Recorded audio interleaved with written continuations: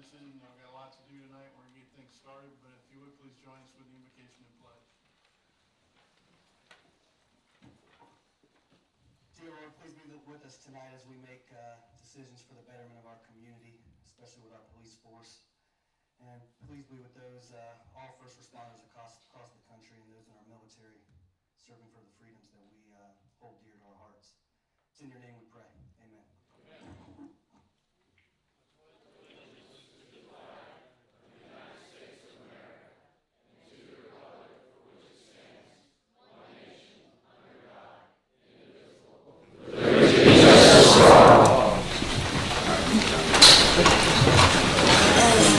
Call meeting to order. Madam Clerk, can we get a roll call, please? Councilmember Doherty. Here. Councilmember Dumont. Here. Councilmember Golding. Here. Councilmember Hoffman. Here. Councilmember Nichols. Here. Councilmember Vogelsang. Here. Mayor Latham. Here. We move to agenda item 19074, please. I move that we approve the minutes of the City Council and Community Redevelopment Agency joint meeting held April 29th, 2019. Second. Got a motion and a second. Any discussion from the council? Seeing none, all in favor, please signify by saying aye. Aye. Any opposed? By your action, motion carries. 75. I move that we approve the minutes of the council workshop held on April 29th, 2019. Second. Got a motion and a second. Any discussion from the council? Ms. Dumont? We have in the, also present was also a guest, Randy Weiss, I'm sorry? for the minutes for the Monday, April 29th City Council Workshop. Randy Weiss was a guest. No, he was not an invited guest. Oh, he wasn't invited. Okay, thank you. Okay. Any other comments or questions on 7.5, the workshop held on 29th?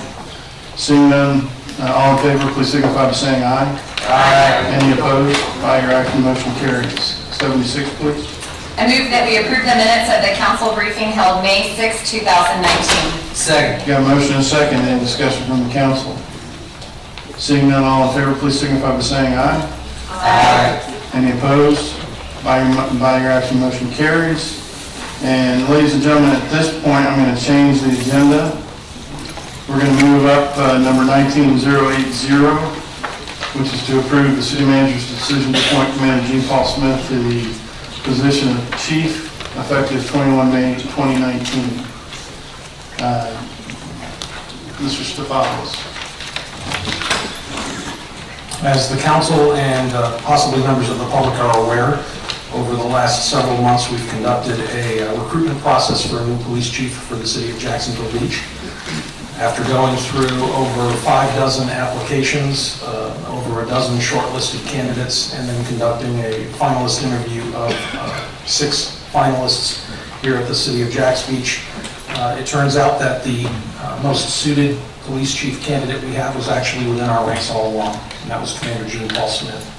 He's been with the department for almost 25 years. He possesses both a bachelor's degree and a master's degree.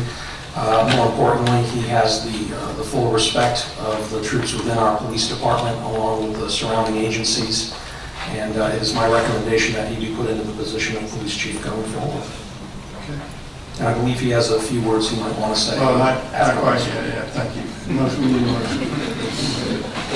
I move that we approve the city manager's decision to appoint Commander Gene Paul Smith to the position of police chief effective May 21st, 2019. Second. Got a motion and discussion, motion and a second. Any discussion from the council? Seeing none, roll call, please. Councilmember Doherty. Yes. Councilmember Dumont. Yes. Councilmember Golding. Yes. Councilmember Hoffman. Yes. Councilmember Nichols. Yes. Councilmember Vogelsang. Yes. Mayor Latham. Yes, Commander Smith, or should I call you Chief Smith? Congratulations.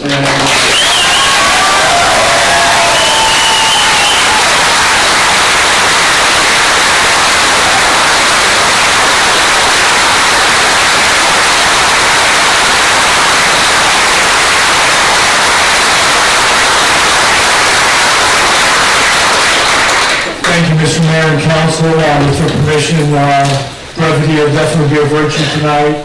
I timed this at 1 minute and 30 seconds. Thank you first to the mayor and members of City Council for all your support. Thank you, Mike, for taking a chance on me. Thanks to the department heads for all your kind words and support. Thank you to 4 special people. That would be Mark Evans, Karen Nelson, Jen Zunkavich, and Tish Galanter. The 4 of you know why. Special thanks to Kathy Bailey of the Beaches Leader, Chief Ricky Pike, Neptune Beach Police Department, Director Sam Williams, St. Johns County Sheriff's Office, Assistant State Attorney Matt O'Keefe, Chief Bruce Thomason, retired, Master Sergeant David Young, Staff Sergeant Keith Brown, Director Steve Woodard, CPA President Cam Durham, Tom Taylor, and Communications Supervisor Aaron Citrullo. Members of the JBPD SWAT team, you always be my brand of brothers and sisters. Members of the Jacksonville Beach Police Department Detective Division, also thank you. To all the employees and volunteers of JBPD, your support has been overwhelming and you give me strength to do the job. Thanks to all my friends and to the citizens of Jacksonville Beach for your support. I would like to mention my mom, who could not be here tonight, but we are recording this. Thanks for everything, Mom. I love you. Everyone knows how, I can only imagine, that knows me, and now must feel how hard it is to be my mom. As you probably guess, not an easy task. I'm sure Dad's up there smiling on us. Thanks to my sons, I'm so proud of you both, Firefighter Engineer Zachary Smith and Patrol Officer John Paul Smith. Also to the 2 girls who keep my sons straight, Catherine and Aaron, thanks for taking care of my boys. By the way, girls, I'm still waiting on those grandchildren. And finally, Gail, my wife, you kept me going when I was ready to quit, and you saved my soul. I love you, babe. This night reminds me how special this city is, how special the people in it are. It should remind us all what a unique place this is. Thank you, and God bless.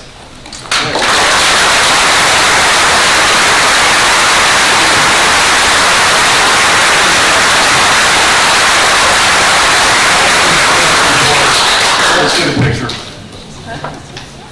Sorry, I didn't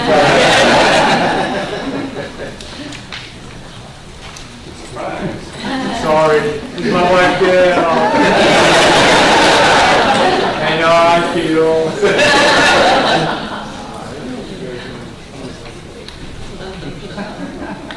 One with me and several others. Okay. One more. Okay. Take a couple, you guys? Sure.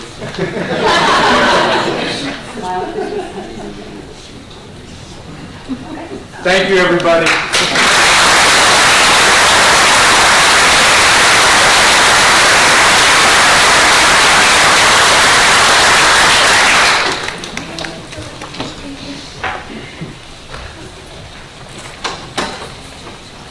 What's that? Chris, I'm sorry. Okay, thank you. A little hasty getting that done, but we also have 2 speaker cards for this, and I'm going to ask you guys, because we've already voted to keep it short, the first is former Chief Bruce Thomason. Bruce?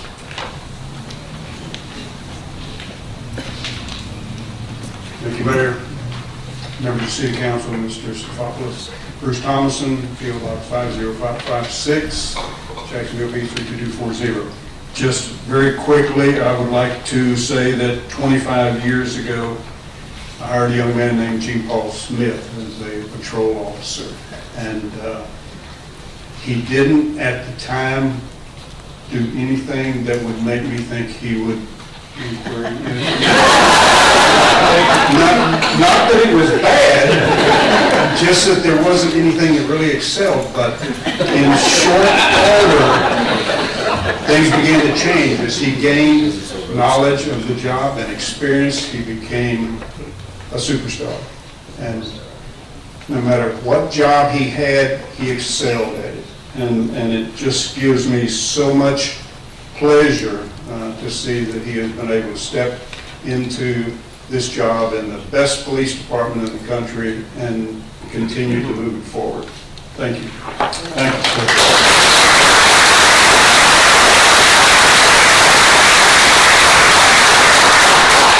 And the Honorable Lee Buck, Lee, if you come forward and say your piece kind of quickly, I appreciate it. I'll make it real quick. Lee Buck, 136 17th Avenue North, Tex Beach. I just can't tell you how thrilled I am that the city council selected Gene Smith to be our police chief. I served 12 years with him, and I've never seen anybody more dedicated or more deserving, and just so happy for him. Thank you. Thank you, Dave. Appreciate it.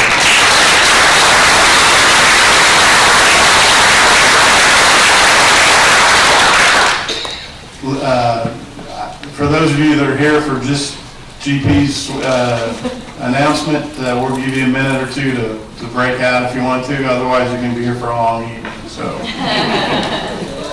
if anybody is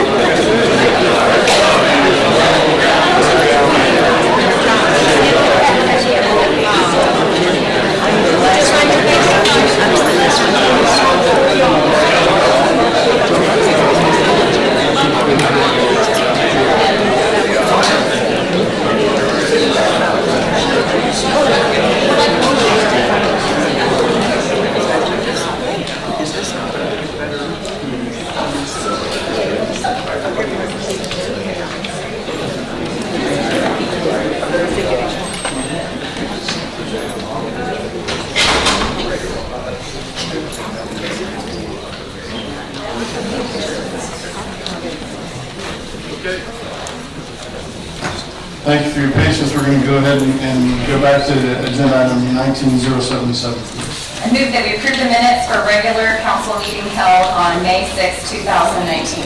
Second. We have a motion and a second. Any discussion from the council? Seeing none, all in favor, please signify by saying aye. Aye. Any nays? By your action, motion carries. And moving to courtesy of the floor, I've got one here from Bruce Thompson. Bruce, would you come forward once again? The Honorable Bruce Thompson, give us your name and post office box. You'll have 3 minutes, sir. Bruce Thompson, I think it's P.O. Box 50556, years since I can remember. I just wanted to take a moment to express my appreciation for our city attorney, Susan Early. We had the opportunity to work together for more years than I like to think about. And our former city manager believed that certain department heads should write city ordinances rather than spend the money for an attorney. And so I was pressed into service, and I wrote a number of city ordinances, and fortunately I had a backup. I would get to a certain point and I would say, Susan, I can't do any more. I'm not an attorney. Would you please take it and fix it? And she would always do that.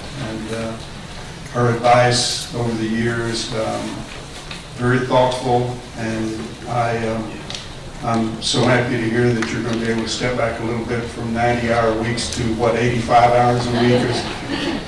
Just wish you the best, and I'm proud to call you my friend. Thank you. Thank you, Bruce. Ms. Gold? Are we going to do announcements? Yep, sorry. Moving on to announcements. I'm just all excited about GP. I'm up here like a little girl. Yeah, thank you. It was an exciting night. Go, we go. Okay, we're moving forward to announcements, and we got Ms. Golding on that queue. First of all, I want to mention that I attended the Hands Across the Sand event on Saturday, and Mayor Latham was there as well as some of the other mayors and Congressman Rutherford and Bill Gulfin. And it was a great event, standing in support, or actually in opposition, I guess, to seismic blasting and offshore drilling. And it was a very good event. Secondly, I wanted to say I had the opportunity to participate in the Festival of Chariots on Saturday as well. And wow, that was a great event. If you guys have never been, it's the Bhakti Yoga Culture and Wellness Fest. And they had free vegetarian food for anybody who came up. Lots of dancing and smiling, and just a great event. I highly recommend it. And I got to smash a coconut into the ground, and so that was, yeah, it was a lot of fun. And then I also want to mention that City Manager Stephanopoulos and I attended a meeting on last Monday with Councilman Bill Gulliford, and we discussed Penman Road. And I know the city council members got a letter from the mayor's office that the city of Jacksonville is going to be moving forward with a study for Penman Road to improve bicycle and pedestrian safety on Penman Road. In the meantime, they've also committed to doing 3 flashing pedestrian crosswalks on Penman Road. They're tentatively proposed at 4th Avenue North, 8th Avenue North, and 15th Avenue North. They also want to do some special emphasis crosswalks at Seagate, Arden, and 18th Avenue North. So hopefully all of those things will be more immediate improvements that will help to improve the safety for pedestrians that are trying to get across Penman Road. And the study is also going to look at improving the corridors to the beach, so that once we get across Penman Road, we'll have safe pathways to get to the beach. So I'd like to recognize Bill Gulliford. He is about to step off, but Roy Diamond, who is stepping into his place, was in the meeting as well. So he's ready to take the torch, and I'm ready for us to see Penman Road get the much-needed improvements that it's been needing for several years. But I want to thank the city manager for being here on Monday and helping us to make this happen. Thank you, ma'am. Any other announcements? I'll just add that Thursday, the Salzbacher Center had a congratulatory buffet type setup for Bill Gulliford as well. And I'm sure there's going to be a lot of that for the next several weeks. Bill's done a lot for our community, and he's got some really big shoes to fill. So wish the best for Rory and look forward to working with him. Okay. Moving on to agenda item 19078. There's no motion on that one, right? You want to introduce the discussion?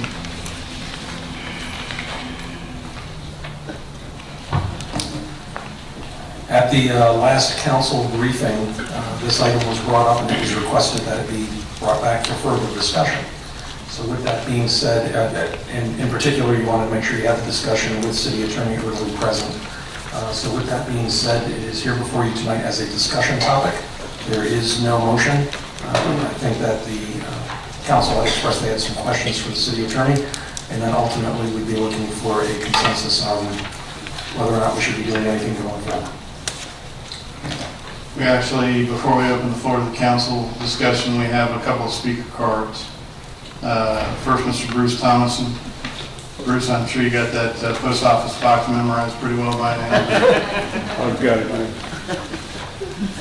Thank you, Mayor. Bruce Thomason, P.O. Box 50556. I speak tonight as a private citizen and a resident of Jacksonville Beach for the past 28 years, as well as being a former city employee and an elected official.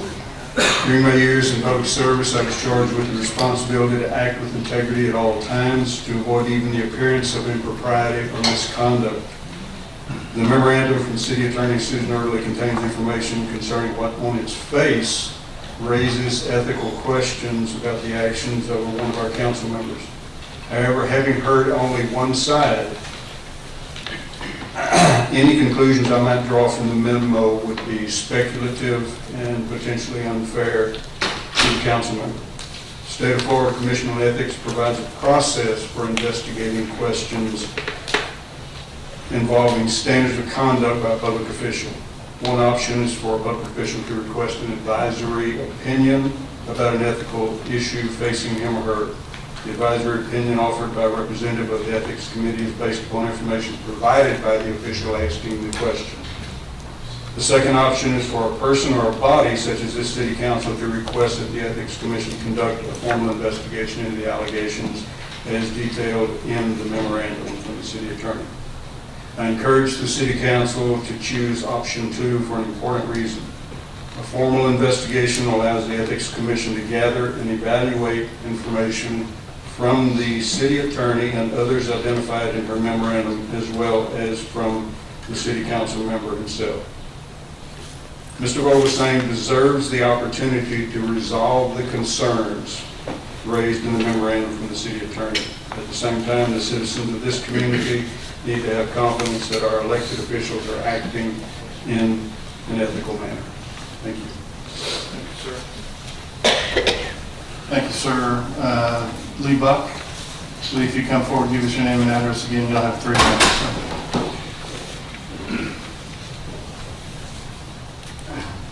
Lee Buck, 136, 17th Avenue North, Jacksonville Beach, Florida. I am in total agreement with the City Attorney Erdely's opinion that the language in Section 30 calling for City Council members with misdemeanors is outdated and needs clarity and revision, along with many other provisions. As she says, most cities have more direct charter language prohibiting council members for interfering with administrative staff. Some cities have language in their charters providing tools for censorship or public reprimands of council members. This language is not contained within the City of Jacksonville Beach's charter. Disruption in operations has resulted in connection with recent incidents. Furthermore, conflicting employment or contractual relationship. A, no public officer shall have or hold any employment or contractual relationship that will create a continuing or frequently reoccurring conflict between his or her private interests and the performance of his or her public duties, or that would impede the full and faithful discharge of his or her public duties. With that said, this is the second time we have been faced with disruptions in operations.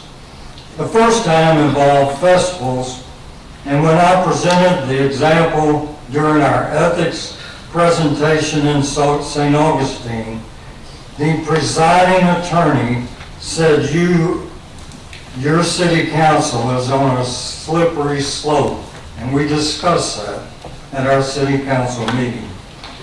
We are now faced with a much more serious situation, as Section 30 has been violated, which involves private interest and the performance of public duties. This is not a reach, but potentially a serious violation.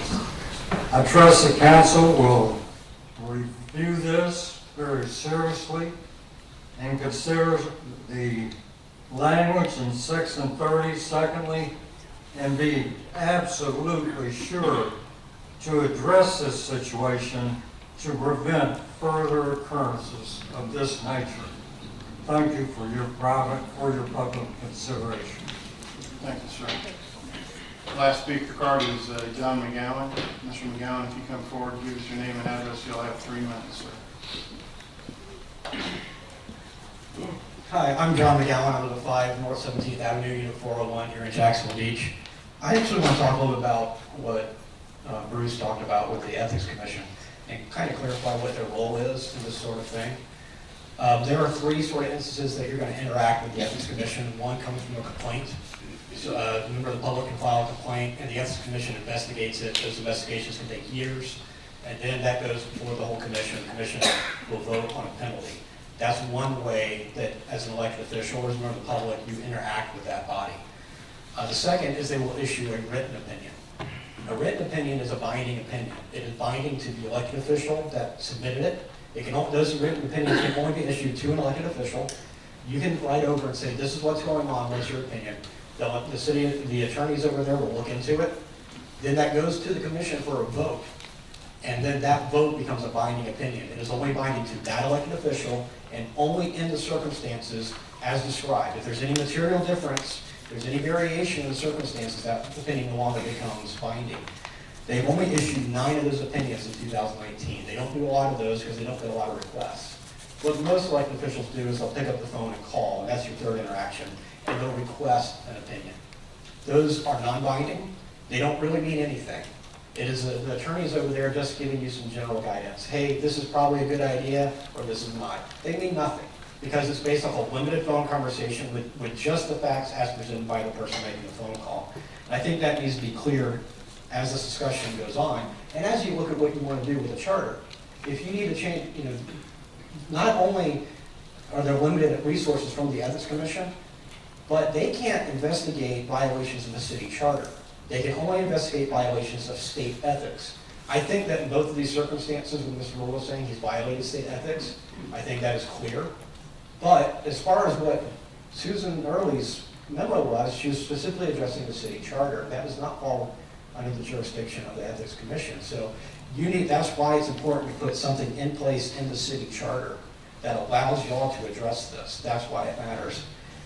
To the last point, beyond that, I just want to point out that these accusations that have come against Councilman Gold saying he often likes to spin them as political witch hunts. They've come from 3 attorneys and 2 police officers. And tonight, y'all voted on a new police chief, and y'all often raise the praises of how much y'all support the police department, y'all support the police officers. But y'all have had 2 instances where 2 different police officers have come to you and said they have a problem. In both incidents, they never went further. And I've not spoken to them directly.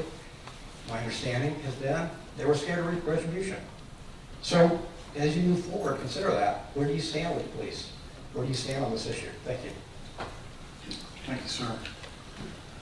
Okay, open the floor to the comments from the council. Does anybody have any comments? Mr. Doherty? Yeah, I mean, if we are to make changes to the city charter and specifically section 30, I believe there's some cleaning up needs to be done with the language, because when it was written, correct me if I'm wrong, a misdemeanor was enforceable by the city, but now since we have no court here, we have no way of actually going that route, then we should probably look into putting a mechanism in for if such a circumstance arises. But one thing I would like to clear up is that I don't see we would be changing section 30 due to anything that Mr. Rhodes has done. I just think it's an outdated and irrelevant piece of literature. So we should update that.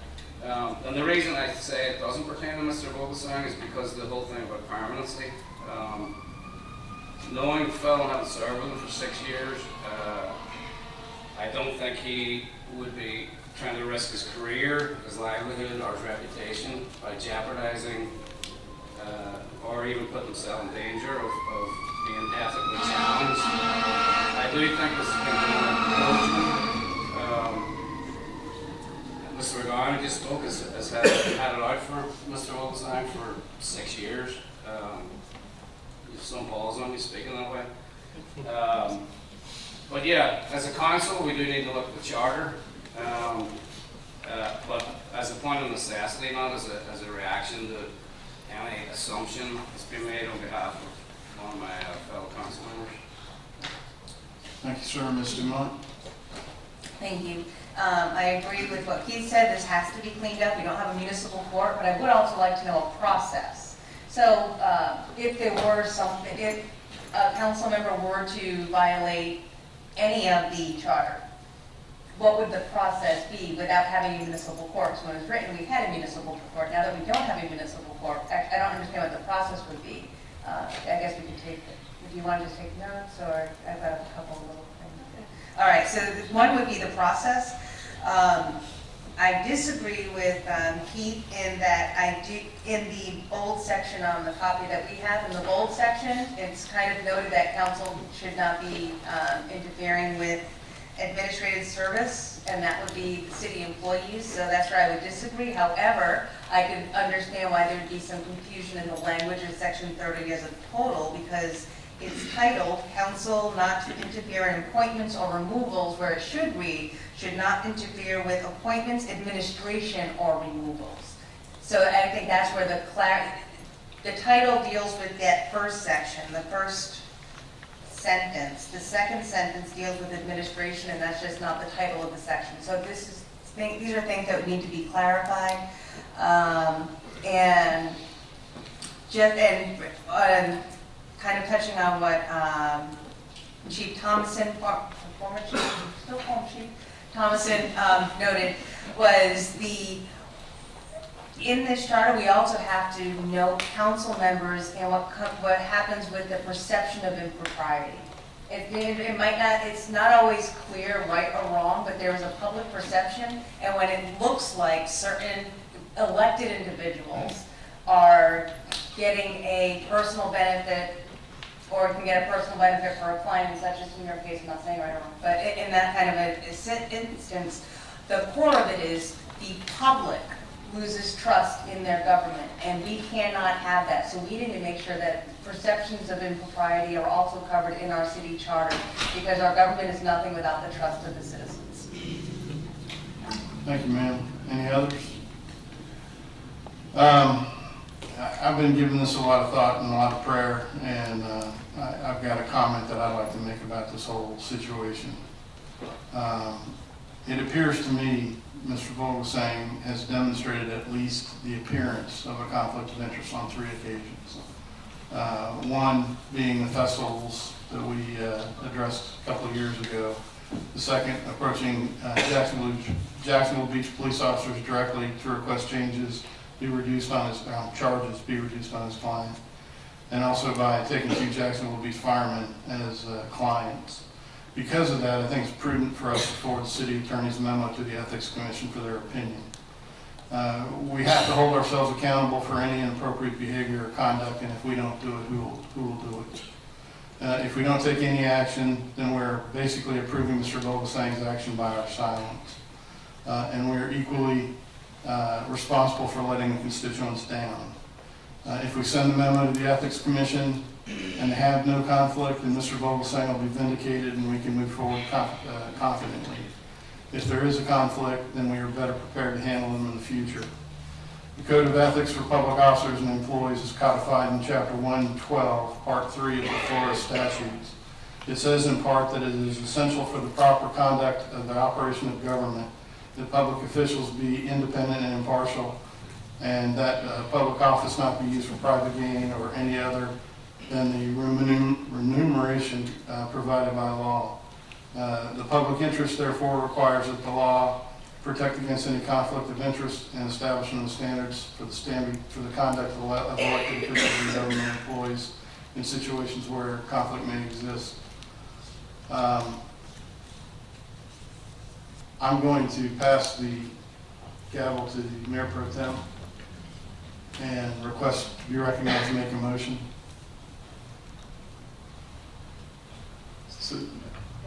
Thank you.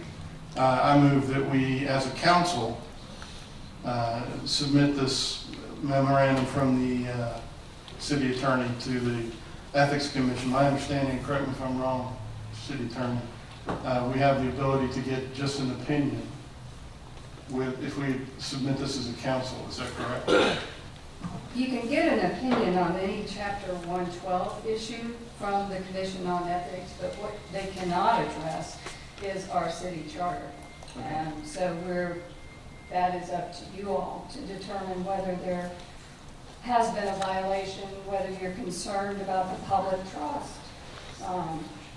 But as to the Commission on Ethics, if you believe that the Code of Ethics has been violated, anyone can make a complaint.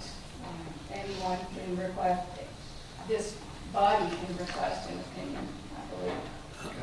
But Thank you. Mr. Nichols? I have a little bit of a problem with sitting this without having, letting Mr. Vogel saying, craft a response to it to deal with it if we were going to do that. Mr. Nichols, I'm sorry, I actually fell out of protocol once again. I've made a motion and Did you complete your motion? Yeah, I did. My motion is that we forward it to the Ethics Commission and request an opinion from them. Second. Discussion? Mr. Nichols? Yes, I'll restate that in submitting this, it would seem to me that Mr. Vogelsang would have the ability to respond to it with the submittal to go to the ethics committee. No? Okay. Ms. Dumont? I can see your light. I'm like, I was wondering if the city attorney could answer my previous question. So we're looking at two different processes here. We're looking at a violation of state law, and we're looking at a violation of city charter. So we're looking at, with the Ethics Commission, getting an opinion on state law, which is something totally different than what the original memo was about, which is the city charter. So regardless of what we decide on this, what is the other option with the city charter?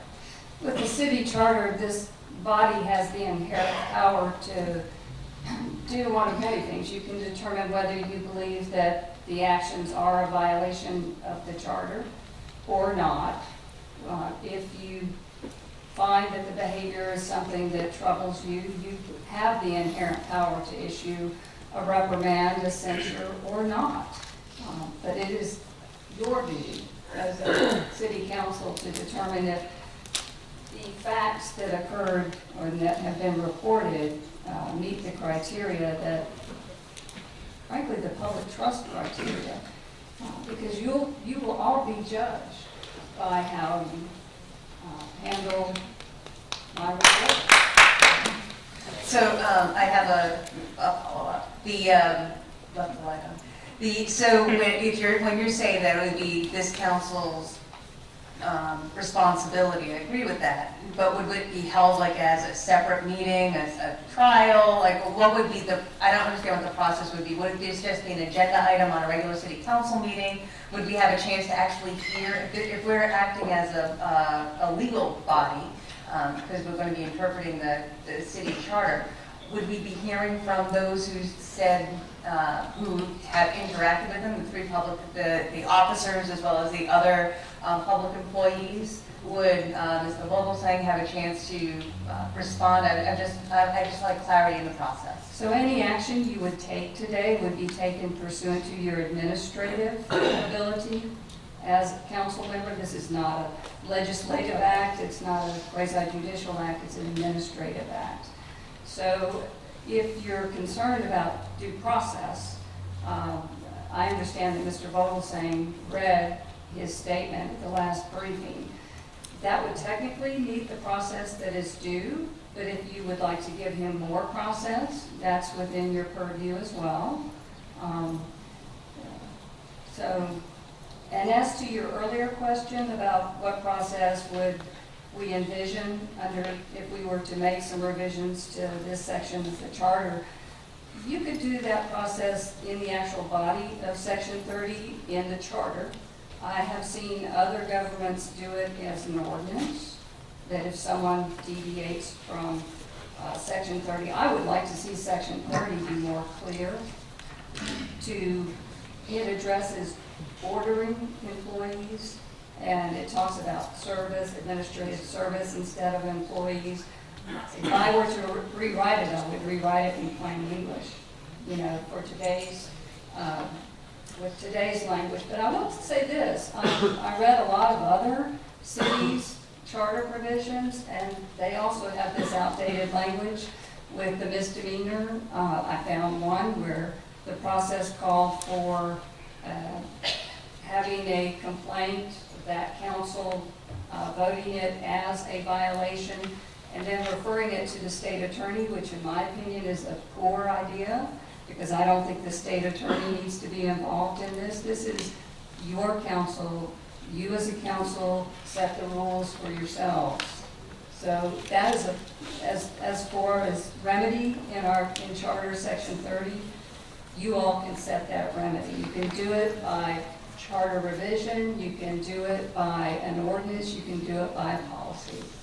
And it might be a good idea to have a policy more directly guiding our employees to not have direct contact with our city council members, because they feel they're in harm's way if they're pressured by any of you. Whether you think of yourselves as being just a person or someone with an interest in whatever they do, they see you as council members, and they want to help you. They want to reach out and tell you what you want. And that is interfering with the role of your city manager. He is in charge of your administrative service. So. Last process question, promise. If we were to update the city charter, what is the process? You could do it through referendum. You may be able to do this through an ordinance. May fit into one of those categories under the statute that you could do it by ordinance. Thank you. Done. Councilmember Vogelsang has his light on, but would it be a conflict of interest for him to speak since he's the topic of this motion, or? I don't think so. Okay. Councilwoman Vogelsang? All of us, and we have regular jobs, the 900, and we joked about this at our last briefing, the $900 or so a month that we get for this job, we don't do it for the money, we do it for the city and to live in a better community. So we all have jobs, we all interact with city employees in most of our professions up here because that's what we do collectively. And I would be happy, and for instance, just because, Mr. Mayor, you work for Waste Management, you meet regularly with city staff in Jacksonville regarding the corporation that you work for. Everybody knows you're the mayor of Jacksonville Beach. That doesn't mean that you've pressured anybody for decisions or anything like that. So general discussion with city employees is something that we do on a regular basis collectively with our employees. So the allegation, there was never an allegation made by this employee that I pressured him because there wasn't any pressure. Chief Dooley, I spoke to Chief Dooley about this incident. He articulated that there was never any pressure given to this employee. So that's where I think some clarification. If we as a council don't think that we shouldn't have communications with city employees and they should just go through Mr. Savopoulos, I'm happy for that direction. But in this particular circumstance, I think there was nothing out of bounds based on what my private discussions were with this individual. Just like, and I'll take it a step further, Mr. Latham. For instance, Waste Management's about to buy out Advanced Disposal. Does that mean you need to quit being the mayor? Because yeah, I don't think that rises to the level of you not needing to be mayor anymore because you have a private occupation that pays the bills. It doesn't take away your ability. You know what I'm saying? So that's where you weigh in and you make sure that there's no impropriety in your discussions, and that's what I took personally, and I had that, and there was never an allegation by this individual that I acted improperly with him or pressured him to do anything. In fact, it was quite the opposite. But I guess I had a conversation with a city employee. If we don't think that that's something that we should do, this charter doesn't say that. This charter doesn't say don't talk to city employees. So I'm open to that clarification and guidance, but I just wanted to clear on the record that there was never any impropriety done based on my discussions with that police officer. Did you have something to add? I do. I'd just like to say that when I first was hired by the company, before I was hired from the company, I called the Ethics Commission, explained what the job responsibility would be, and got the verbal okay. And then shortly after that, I was asked by my company to register as a lobbyist. So I asked of the Ethics Commission in writing for a formal response. And so, I mean, that's what I have. I have a formal response from the Ethics Commission saying that I am authorized, and it's not a violation or a conflict of interest for me to work with the city of Jacksonville, only the city of Jacksonville Beach. But I can't approach the public works director or an employee of the city and talk about the services that my company offers, or that would be a conflict of interest. I think, you know, Mr. Vogelsang, with all due respect, I'm not asking that you be punished. I'm not asking that you be admonished or censured. I'm asking that for the sake of transparency and for the sake of making sure that we're all on the same page and the public believes that we're watching ourselves to make sure that we're following the rules, that we request a formal opinion. Not that we file a complaint. As individuals, my understanding is we have to file a complaint. Is that correct? As the council, that we can request an opinion? You can request an opinion. I guess the council could file a complaint as well. And frankly, a complaint with the Commission on Ethics would be investigated. Somebody mentioned concern about Mr. Vogelsang being able to say his side of the story. A complaint would flesh that out. They would speak with Mr. Vogelsang about his reasoning for reaching out to a police officer for the city who his client punched, and asking that officer if he would agree to a lesser violation. I think the issue in front of the Commission on Ethics would be whether that's a violation of the provision that prohibits any of you from using your position as a public official to further your private business interest, because I believe Mr. Vogelsang was acting in the capacity as a private attorney representing the man who committed a disturbance in our city, was drunk. It took 4 of our officers to subdue him and get him under control, and his client punched one of our officers. And for a member of this council to reach out to that officer and ask him about the discipline that a court would impose, whether that officer feels that he was pressured, that is a pressuring situation, and I consider that to be a deviation of Section 30 as well as Chapter 112. So that was my concern. I did not want to write this memo. I felt I had a duty to write it. Mr. Doherty? Yeah, were there not already opinions asked of the Florida Bar and the Ethics Commission pertaining to this? Is that to me? No, that was Mr. Vogelsang. Yes, the representative of an employee is not a violation of any ethics or Florida bar rules. So the bar said it was okay? Yes. And then what about the Ethics Commission? The ethics commission said it was okay. So what would, if we were to file a complaint, what would the complaint be? That he didn't adhere to our charter, which is not their remit? Or, I don't understand.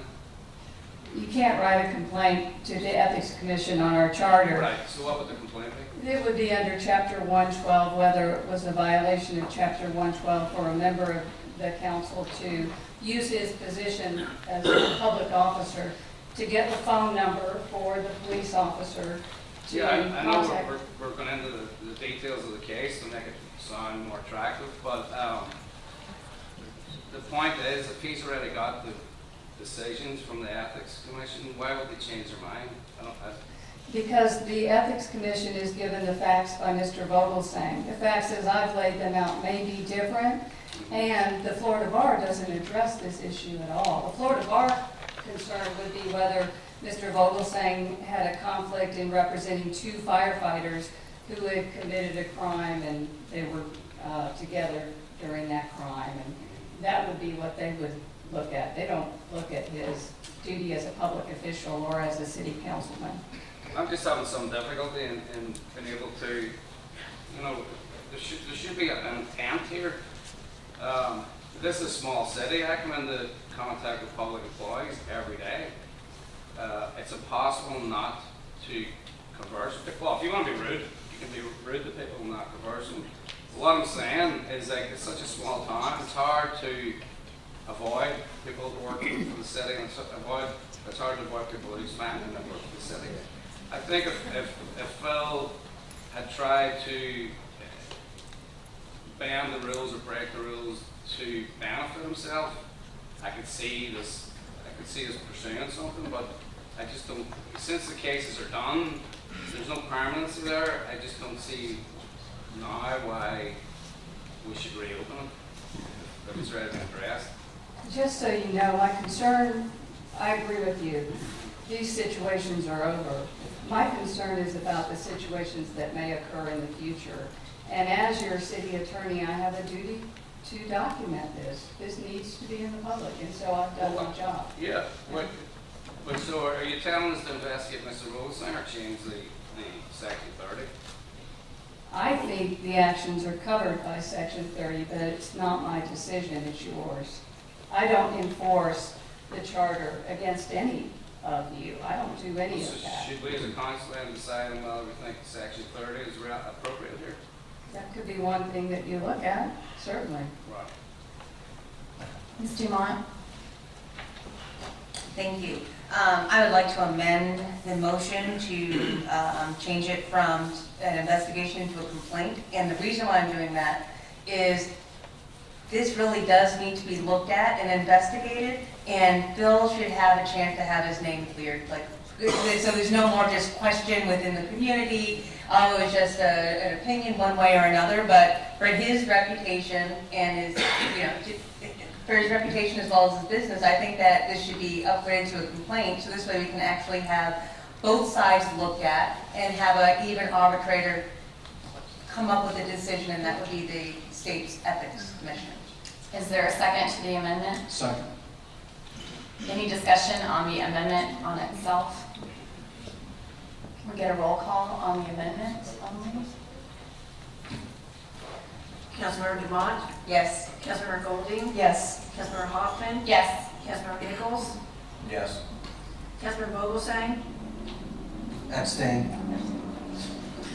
Councilmember Doherty? No. Mayor Latham? Yes. Is there any other discussion on the amended motion?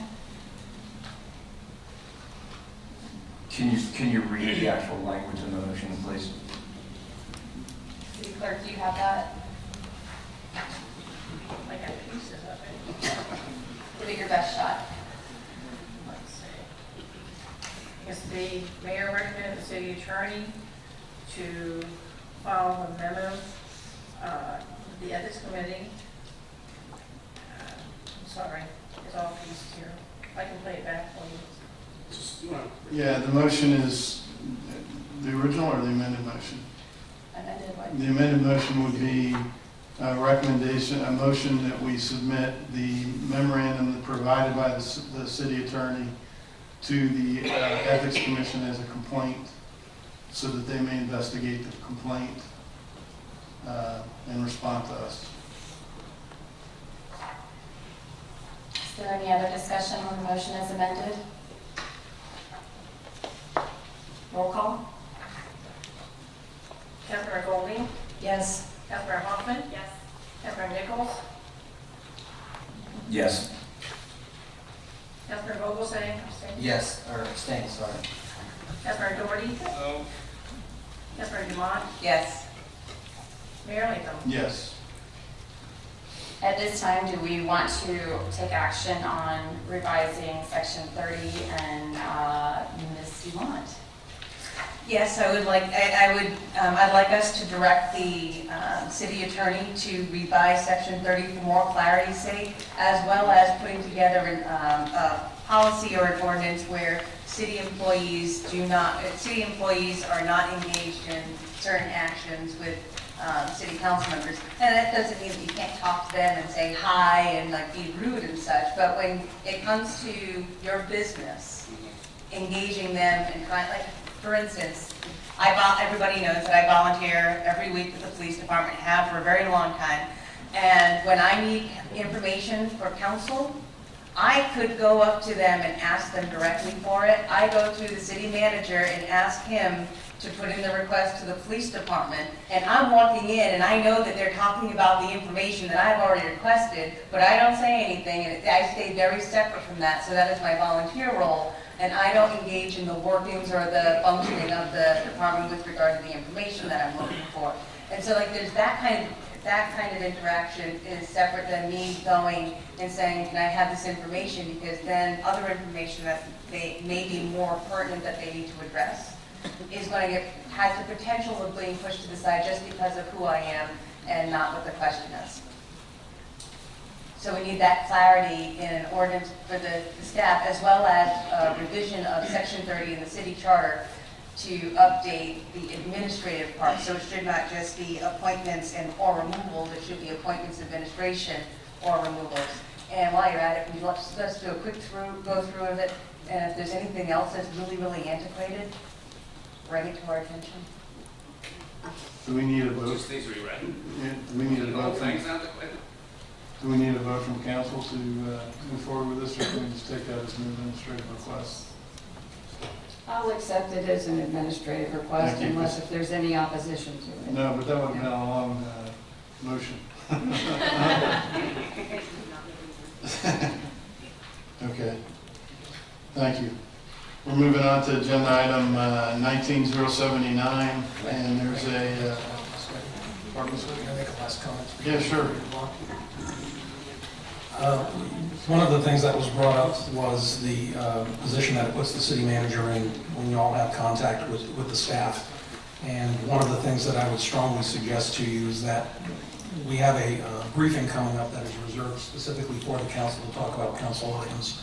I believe the date we've earmarked for that is June 17th. What I'd like for the council to consider going into that briefing, and again, the topics will be yours to discuss, is what the appropriate code of conduct is for the council members going forward with regards to interactions with city staff. As several of you have pointed out here, not only is it a small community, but you are also involved in local business activities. And sometimes those business activities have interactions with city staff. Sometimes the city staff are patrons, sometimes the city staff may be clients, sometimes they may be partners that you work at based on the business that you're in. There was also a reference that was just made to volunteerism once someone is appointed to the board. That should also be a conversation as to whether that's still appropriate once you are sitting on this dais. So I'd like you to think long and hard going into that briefing about whether that's the appropriate venue to have a conversation about what the standards should be going forward. I can say beyond the shadow of a doubt that when you are communicating with staff, when you say, I'm just a resident today, that is not how they view you. They view you 100% of the time as being a council member who sits on this dais, who makes decisions with regards to the budgets, changes in pay plans, ratifications of contracts, etc. And so it does raise a concern for me with regards to what the interaction is of all 7 members going forward. And regardless of what happens on this particular issue, I think it does need some extreme clarity going forward. Points well taken, thank you. Okay, now we're moving on to agenda item 19079, and I understand we have revised financial reports that have been distributed to all the council members. Has everybody had an opportunity to take a look at those?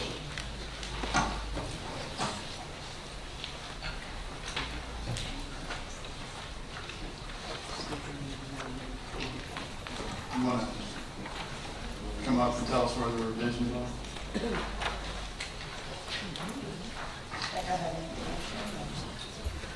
Yeah, let's go ahead and, Ashley, hold on just a second. Go ahead. I move that we accept the monthly financial reports as revised for the month of April 2019. Second. Got a motion and a second. So we had one, Ashley Gossett, CFO with the City of Jacksonville Beach. We had one page revised to our monthly financials. It's the cash and investment by type. The original schedules provided to you had a 0 beginning balance in the pension investments. We had an Excel cell error. So I apologize for that. So what you're seeing is restated, which changes the beginning balance. The ending balances that you were seeing before are still the same. Okay, thanks, Ashley. Any comments or questions from the council? Mr. Mott? Are those come up with some questions about the revision or the whole piece?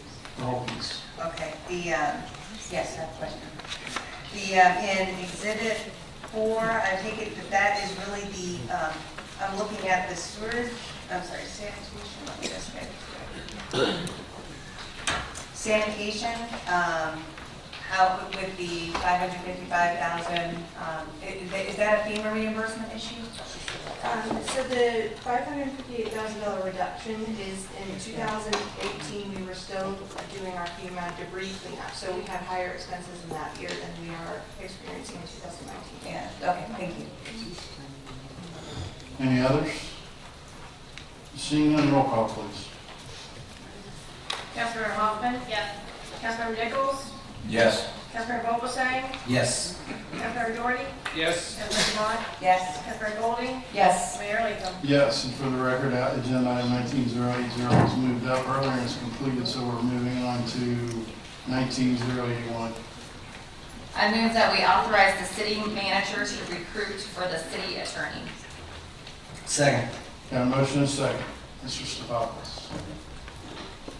We had a briefing a month and a half or so ago where we talked a little bit about this. The council wanted some additional information. Part of what you have, quite a bit of additional information has been provided. One of the things that I did not do at this point in time was actually produce the two different options. One which would be the full color advertisement if we were hiring for an in-house position, and the other actually completing out the RFP document if we were to hire a firm and have that firm represent us with city attorney services. Probably the most representative information that you have is the salaries and retainage comparison for local communities that are around us. So you can see what they have either for their salaries of permanent in-house city attorneys versus their retainer and hourly billing structures going forward. With that being said, it would still be my recommendation that we pursue the hiring of a full-time in-house city attorney. Over the first 90 days of working with the staff, I think it's safe to say that they have a need on a regular and daily basis for interaction with a city attorney, specifically to get guidance on interpretation of contracts, drafting of ordinances, drafting of resolutions, and in some cases just working out with some of the contractual vendors that we're dealing with on a regular basis. With that being said, we'll be open for any questions that you have. Council? Ms. Hoffman? I think it's important that we support the direction that you'd like to go because you and your staff are going to be having the most direct contact with them. But from everything I've heard, just talking to other past and current city attorneys and just attorneys active in our market, is that it's a very tight labor market right now, and to find somebody who's willing to do this level of work for the pay that we'd be able to pay them, and then still then having to farm out a lot of the specialty work is going to be a challenge. So, and there's pros and cons to both ways. I'm willing to trust your direction on this because I think it's important that we go ahead and start moving forward, especially how much we have needed a city attorney just tonight. Mr. Mott? I agree with Ms. Hoffman. I say we go with the recommendation of staff. We have seen, I think it was at our last meeting, what happens when we don't have in-staff counsel. They didn't know about a change to the sign ordinance, and then they're getting pushed off, and that hurts the business. So we need to have in-staff counsel to make sure that any entity doing business with the city can have their applications and contracts and such moved forward in an expedient manner. Thank you. Thank you. Any other comments from council? Seeing none, roll call, please. Councilmember Nichols? Yes. Councilmember Vogelsang? Yes. Councilmember Doherty? Yes. Councilmember Demott? Yes? Councilmember Golding? Yes. Councilmember Hoffman? Yes. Mayor Latham? Yes. Lee, I'm terribly sorry, but your card got lost. I got several cards. Okay. Thank you. Mr. Lee Buck wanted to come up and talk about how great our city attorney is, I think. So we'll do that after the meeting. I'm in favor. Noted, thank you. Okay, moving on to agenda item 19082, please. I move that we award bid number 1819-11 for the pollution control plant switchboard replacement to include a 10% contingency. Second. Got a motion and a second. Mr. Putnam? Mr. Stephanopoulos? Sorry, that would be me. I saw him get up there and I jumped again. No problem. This is some electrical upgrades at the city's wastewater treatment plant pollution control facility. It's actually Beaches Energy that is proceeding forward with the work, and here to describe the project is Mr. Putnam. So Alan Putnam, Director of Beaches Energy. You might be asking why would Beaches Energy replacing the switchboard as a pollution control plant? Several years ago, we had a program where we actually turned the generator on at the PCP plant to cut our peak demand of energy from FMPA and actually save us money. This was actually against our contract. There was no penalty in the contract for doing so, but we did stop it. So the time came where this equipment is no longer under warranty. It's become difficult to find parts and qualified repair people. So at this time, we decided we were going to pay for it to be put back into its original configuration. That same functionality is no longer needed. After this, they'll retain maintenance responsibilities. I do? That's it. So we're Okay. going to break. Any comments or questions from the council? Seeing none, roll call, please. Councilmember Vogelsang? Yes. Councilmember Doherty? Yes. Councilmember Dumont? Yes. Councilmember Golding? Yes. Councilmember Hoffman? Yes. Councilmember Nichols? Yes. Mayor Latham? Yes. Number 83, please. I move that we authorize the Public Works GIS enhancements and data development task assignment in the amount of $48,133 to Jones Edmonds as described in the memorandum from the Public Works Director dated May 10th, 2019. Second. Got a motion and a second. Mr. Stephanopoulos. The Public Works Department, along with Beaches Energy, is moving steps closer to ultimately going to an asset management system and control of all of our infrastructure. One of the things they need to do is make enhancements to the current GIS system that we're using in order to better prepare us to ultimately roll out into asset management. Here to speak to that is from our Public Works Department, Cale Moore. Cale Moore, Public Works Project Engineer. Actually, the city manager pretty much summed it up, but I'll go through the slides. Just a little bit of a background from what I've been able to determine, a couple main points of background on our Public Works GIS improvements in 2013. A lot of our mapping data from AutoCAD, I guess different CAD programs, and also paper maps, was converted through different methods to get it into an electronic format in a GIS map database. There wasn't a lot of attribution information, maybe basic valve sizes, different things like that, but not a lot of information like pipe materials. In 2017, 2018, as part of the power engineering work with Beaches Energy to do a much larger conversion and data management project with Beaches Energy, they tacked on a little bit of work for the Public Works Department to update the geodatabase a little bit, which is what maintains and holds the inventory of all our GIS water, sewer, stormwater work. But there still wasn't a lot of attribution. Spatial accuracy is kind of low as far as how it relates to aerial imagery that you use behind it. So we still have some work to do, and we're getting close to implementing a significant software platform for maintenance management, asset management of our infrastructure.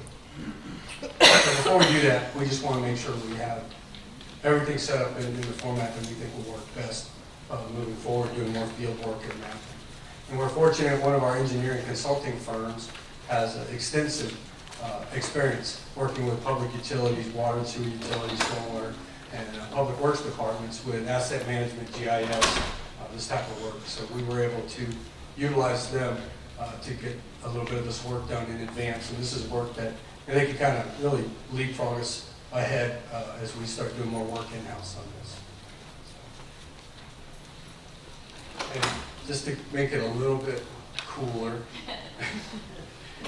this is an example of what we're looking at now, just one of the examples of our water. It's a really basic map, and moving forward, we want to do a lot more with it and get a lot better data.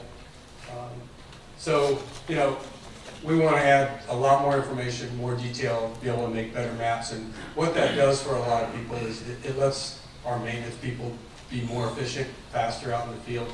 we know where things are. When people are doing projects and digging, we can tell them where the pipes are and avoid, unexpected breaks, things like that. So a lot of benefits to that. Also tracking cost of all of our work and infrastructure. So what we're going to get out of this is kind of the backbone. This is just a lot of boring sausage making, but it's going to set us up to do a lot more stuff real soon here.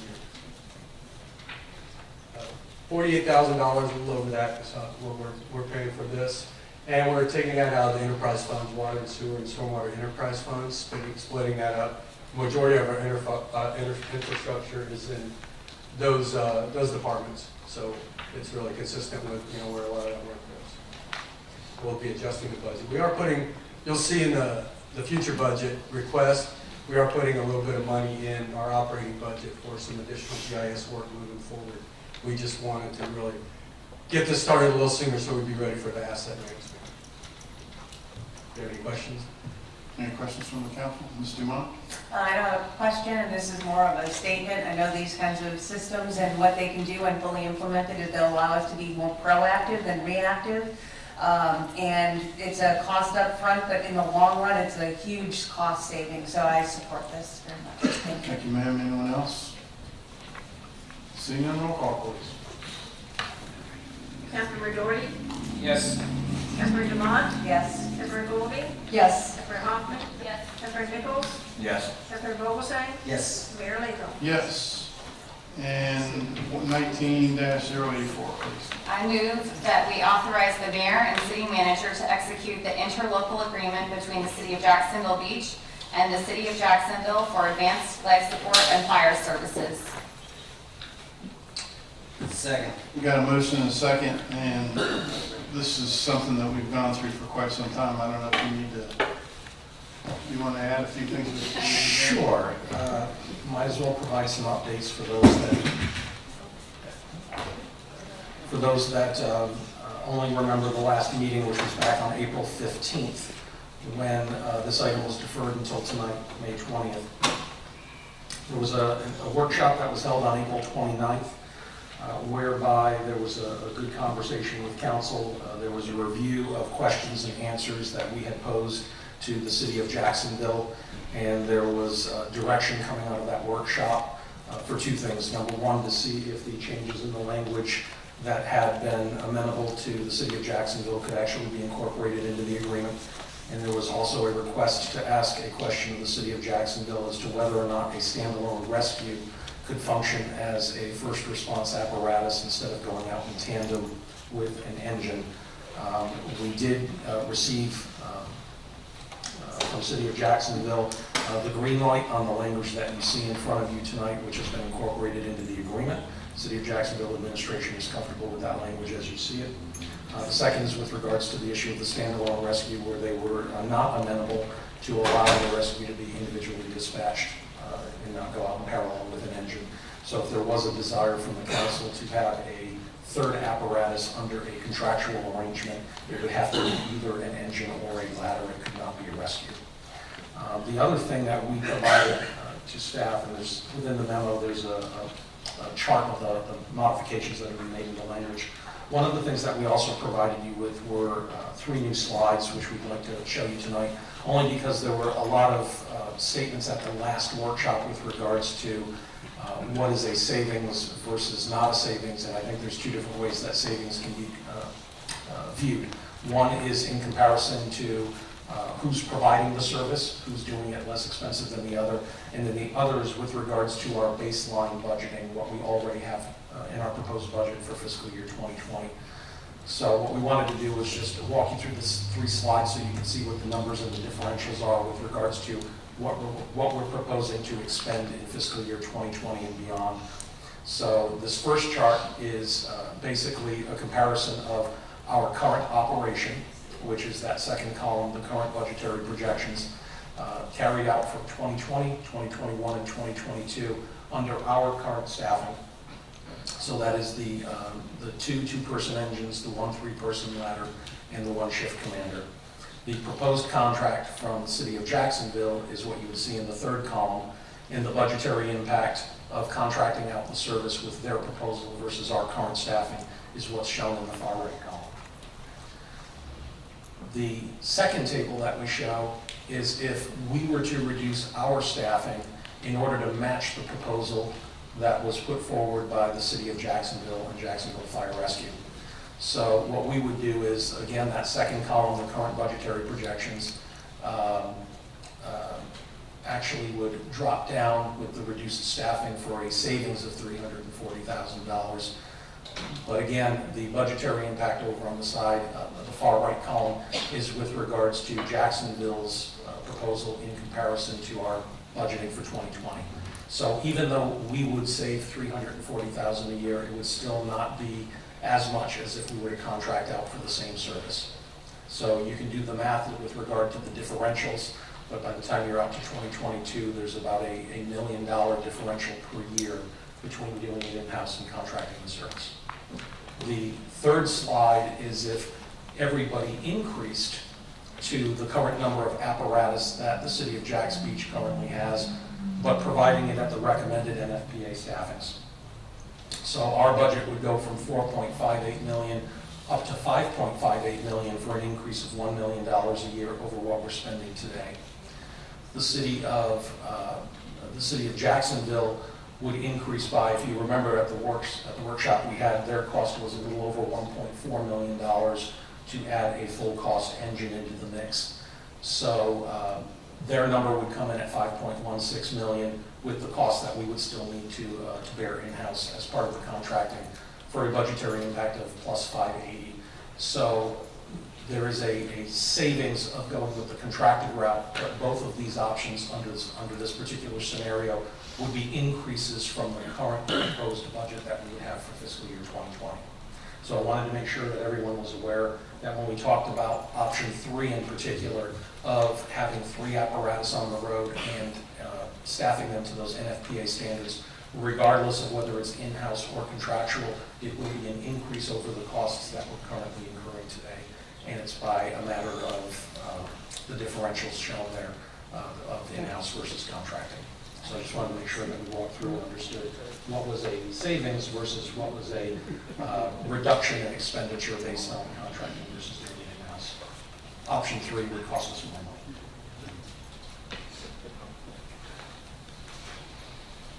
And with that, staff is here to answer any questions that you may have. Okay, we've got several speaker cards to go through first before we open it up to council. Before we begin, I'd like to remind everybody that this is the equivalent of a court, and it's my responsibility to maintain decorum here. So I know this is a very emotional issue for both sides, and I'm asking you, please, let's just give respect to everybody that's speaking. No clapping, no shouting, no whooping. Let's just do this like grown men and women, okay? First speaker, Kyle Dilks. Kyle, if you'll come forward, give us your name and address. You'll have 3 minutes, sir. City Council of Jacksonville Beach. My name is Kyle Dilks. I reside at 175 Peter Island Drive. I'm a firefighter engineer here at Jacksonville Beach. I met my wife in Jacksonville Beach and have family residing here, which speaks to what this city means to me. Jacksonville Beach Fire Department and firefighters I work with have become my second family. For over the past year of negotiations, I've listened to dollar figures referring to long-term potential savings, issues over public opinion who don't seem to understand the impact of what being a firefighter in this community entails. I've heard and read from misinformed individuals set in their ways and local newspapers that have decided to publish opinions rather than facts, all to generate hysteria and convolutions. Prolonging the completion of this merger over the past year has hindered morale, creating a rift in the department, and sacrificed proper staffing. It goes without saying that firefighters are exposed to carcinogens leading to higher potential for developing some forms of cancer during and after their career. A truth that resonates so strongly in this department after the untimely loss of a captain all too soon. Maintaining clean gear is essential and arguably the easiest way to lower the chance of an arduous battle with cancer.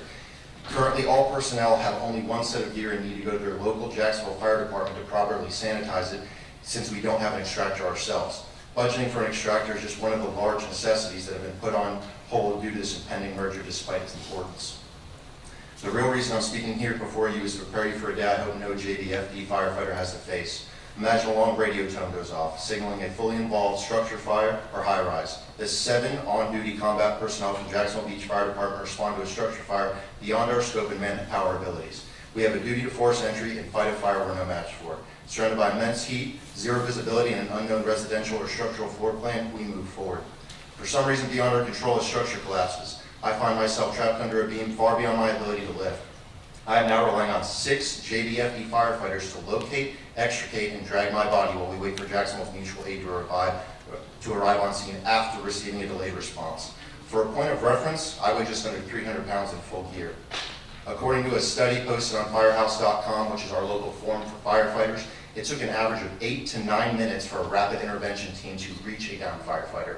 It took an average of 22 minutes to find, package, and secure an alternative air supply. It took an average of 12 firefighters to rescue one downed firefighter. The manpower abilities, training, facility, and more dependable equipment Jacksonville has to operate a unified command would make a difference to prevent losing the life of a citizen, firefighter brother, or firefighter sister. Every year I fill out a sheet of paper that is to indicate the people to be notified in the event of my line of duty death. Could you tell a husband, wife, or child that they will never feel their loved one's embrace again, or hear "I love you" from the first responder who acted with courage and valor over an impairment you constrained them to? For the city council members who choose to vote no, or the citizens who choose to oppose this merger, you will show that control and the perception of a hometown Jacks Beach Fire Department feel was more important than saving the lives of those who protect you. Thank you, sir. Next, Bruce Thompson. Honorable Bruce Thompson. Bruce, if you come forward, give us that post office box one more time. You'll have 3 minutes, sir. Yes, sir, for the last time, Bruce Thompson, Bill 50556, Jacksonville Beach. As the elected representatives for Jacksonville Beach, you have a critical decision to make tonight. Will you give up our fire department to the city of Jacksonville? And if so, why? Is our city in dire financial straits? No, we'll be debt-free next year. Will Jacksonville give better service than what our department currently provides? No. Their proposal reduces personnel, it reduces equipment, and it reduces services that our fire department currently provides. Should cost savings be the only criteria for giving away our fire department? Absolutely not. Giving away our autonomy as a city starts with such decisions. If a resident or business owner is dissatisfied with the service provided, if Jacksonville is in charge, he or she will no longer have that local connection to express a concern. They can go straight to the firehouse and talk to the fire chief or a fire captain or a fire lieutenant. Or they can go to the city manager's office, or they can appear here and express their concerns. Decision will be made in Jacksonville by officials that have limited knowledge of our city and our needs. If you give away the fire department today with no financial crisis facing the city nor other measurable, valid criteria for doing so, which department will be next? How long then before we become simply another neighborhood of Jacksonville? We have a fire department that provides outstanding customer service to our community. And they don't view Jacksonville Beach as just another fire district that has to be covered. So please ask yourselves, what issue is so important that it can only be resolved by voluntarily relinquishing control of the fire service to Jacksonville? If you decide to give up our fire department, it will fundamentally change the level and quality of service this city has provided for decades, and in my opinion, not in a good way.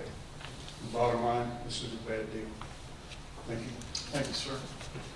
James Sorrell. Jim, if you come forward, give us your name and address. You'll have 3 minutes, sir. Jim Sorrell, 1410 Pinewood Road, Jacksonville Beach. I've been a resident here since 1976. Half the roads here were dirt, and electricity was a luxury. Since then, our electrical department is one of the best in the state. Our water sewer continues to improve. We've actually taken a golf course, and when municipalities were actually closing them, you decided and you made it a very successful enterprise. Well, what I'm suggesting to you is the fact that this is one other thing that we need to keep in-house, our fire department. There is definitely some problems, but all these departments, all these problems that come up, you have, as the city council, solved them.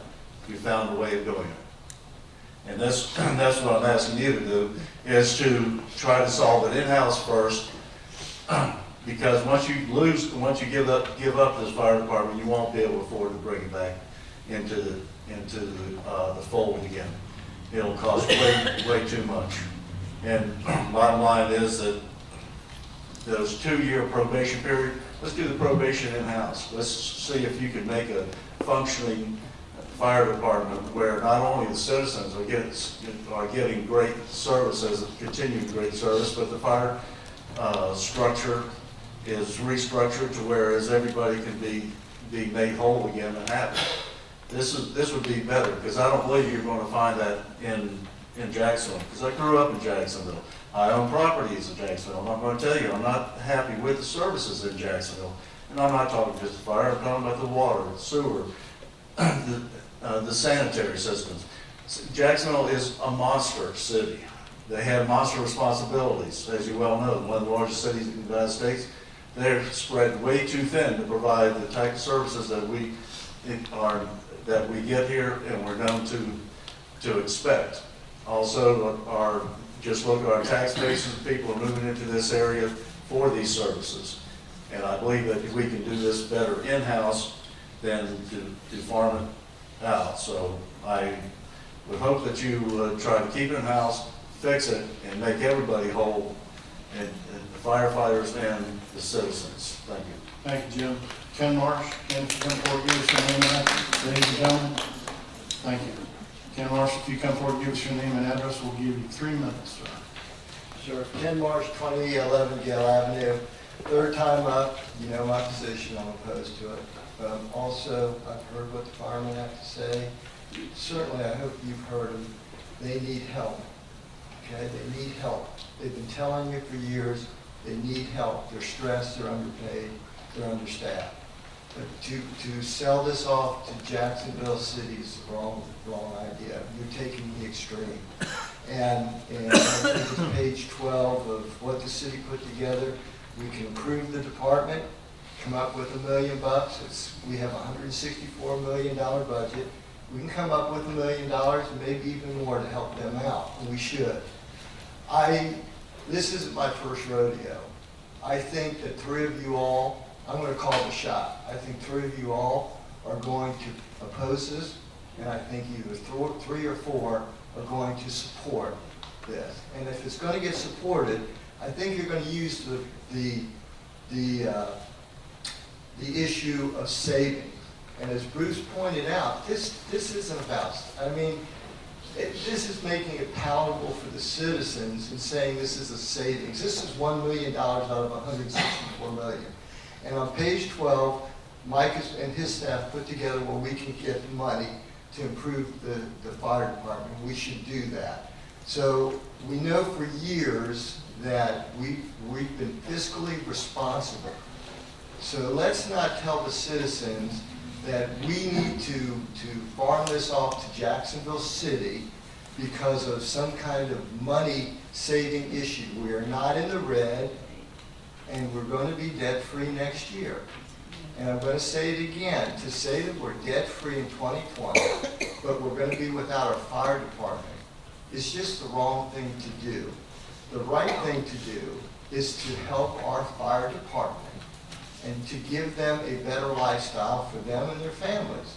You've heard so many of them, and I'm not really sure why we haven't responded in the past years, and we've gotten to this point, okay? But I also want to say that there is nothing that indicates this is a citizens-led issue.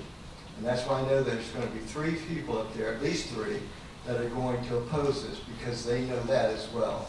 So help the firemen out, help the citizens out, and let's keep the fire department here in Jackson Beach where it belongs. Thank you. Thank you, Ken. Janelle, the Honorable Janelle Wilson. Janelle, if you come forward, give us your name and address, you'll have 3 minutes, ma'am.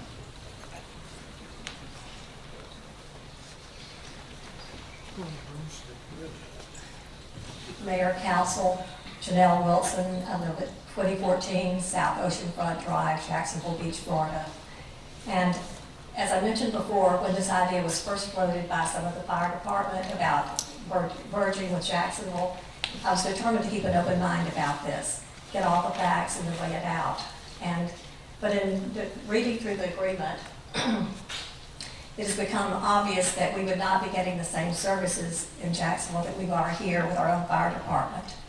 And some of the other concerns, and we'd be reducing our staff and also reducing the number of fire engines that we would have. Other concerns are that we would supposedly save $15 million over a 10-year period. But if we ask Jacksonville for the same amount of services that we're getting now, that would probably eat up the savings that we would have if we asked for more services. Another concern is the special events and emergency response, and how responsive would they be able to be. Our own fire department is very supportive of our festivals and all the different events that we have here. Another one is inspections on hotels and condominiums and everything, annual fire inspections on new building facilities and new buildings that has to be done. And would they have the personnel and the response time that we now have? And then another major concern, what happens in 20 years if things are not working out? It would be a major, major expense for us to start a new fire department, buying equipment, starting all over again. And granted, we would have the building supposedly, but that's just a small piece of the puzzle if we have to start all over again with our fire department. And I've heard a lot of citizen input since this whole thing started, and overwhelmingly the citizen input has been that we want to keep our own fire department. We want to remain autonomous with our fire department. We like our fire department. And a lot of this can be evidenced by the people out here today, the Palo Towers group that have a petition that they submitted, I think, and several others that like the security of having the fire department nearby. As a lot of you know, my time on the city council, I was a fiscal conservative and wanted to save the city money every place we could. But in this case, I'm not sure that we are actually saving money. I think that keeping the fire department in our control would be well worth the extra money, if there is extra money required. So I am opposed to the merger. Thank you. Thank you, Ms. Wilson. Isabel Bartolucci. Isabel? Isabel, if you give us your name and address, you'll have 3 minutes, ma'am.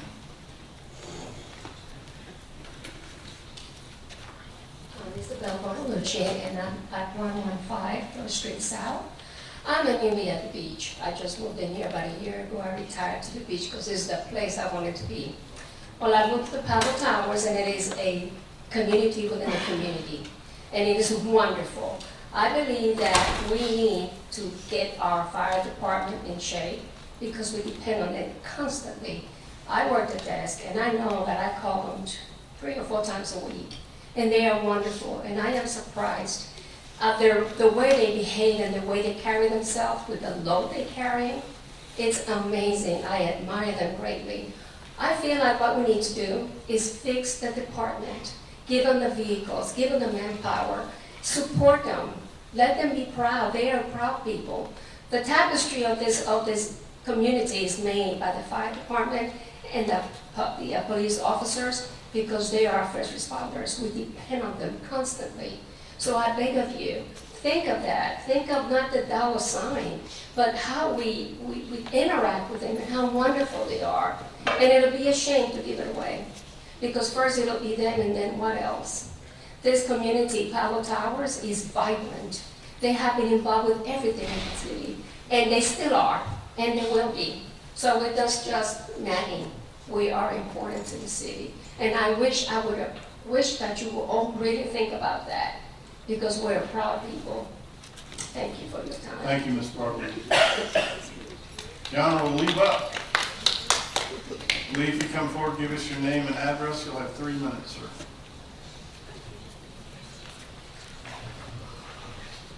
Anybody that knows the Honorable Bruce Tomlinson will know that he read every page of this 60-page report. I think you would know that. But anyway, so I'll skip and... Lee, I need you to start with your name and address, please. Oh, I'm sorry. 136 17th Avenue North, Jacksonville Beach, Florida. I'm not going to touch on the things that have already been stated here, but I am going to touch on a couple things that I think are vitally important that have been discussed earlier. And that is Councilman Vogel saying to go to the police department and not tell them. We have to stay specific to this agenda item. We're not able to talk about previous agenda items. I'm sorry. You need to stay focused on this agenda item. We can't talk about the other agenda item. Okay, well, I'm gonna make one point, and that is this. From the report, that he sees no conflict of interest in representing Jacksonville Mr. Beach. Buck, we have to stay How focused can on. he, okay, I just don't understand how he can fail to excuse himself from voting when he's been turned to the ethics committee. And with that, I'll end that. Thank you, sir. But anyhow, it's been covered thoroughly that Jacksonville has 24 city councilmen. They're covered a huge area. We've had the best protection you could ever ask for here at the city of Jackson Beach. And you've been hearing that from everybody that's been up here speaking. And in addition to that, it was not surprising to me that the University of North Florida poll shows Jackson Beach residents favor a referendum on fire department. 61% said they do, 26% no, 13% don't know. From the beginning, this is just too big an issue to cover tonight. It should be under a referendum, and I am thoroughly opposed to turning the fire department over to the city of Jacksonville. Thank you. Thank you, sir. Appreciate it. Okay, I've got some that do not wish to speak. These are people who, first off, I've got a petition from, it looks like Pablo Towers, with 102 signatures, 103 signatures. I've got Beverly Fountain. She's in opposition, I'm sorry, in support, but does not wish to speak to the council. Carla Tracy is in support, does not wish to speak with the council. Sue Heckert is in support, does not wish to speak to the council.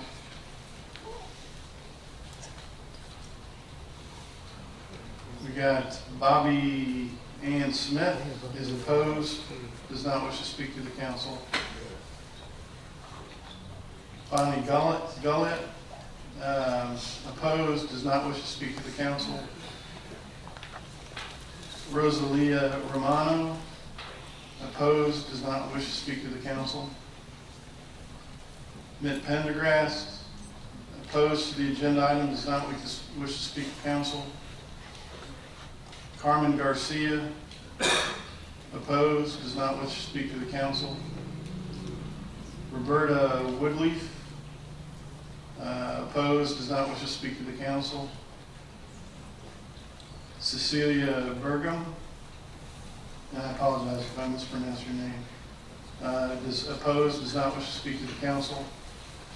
Shannon Orega, opposed, does not wish to speak to the council. Marie Hackett, opposed, does not wish to speak to the council. Joanne Morand, opposed, does not wish to speak to the council. Anna Dillard, opposed, does not wish to speak to the council. And Mary Lou Geary, opposed, does not wish to speak to the council. Okay, that's it for the speaker cards. We're going to move to the council discussion.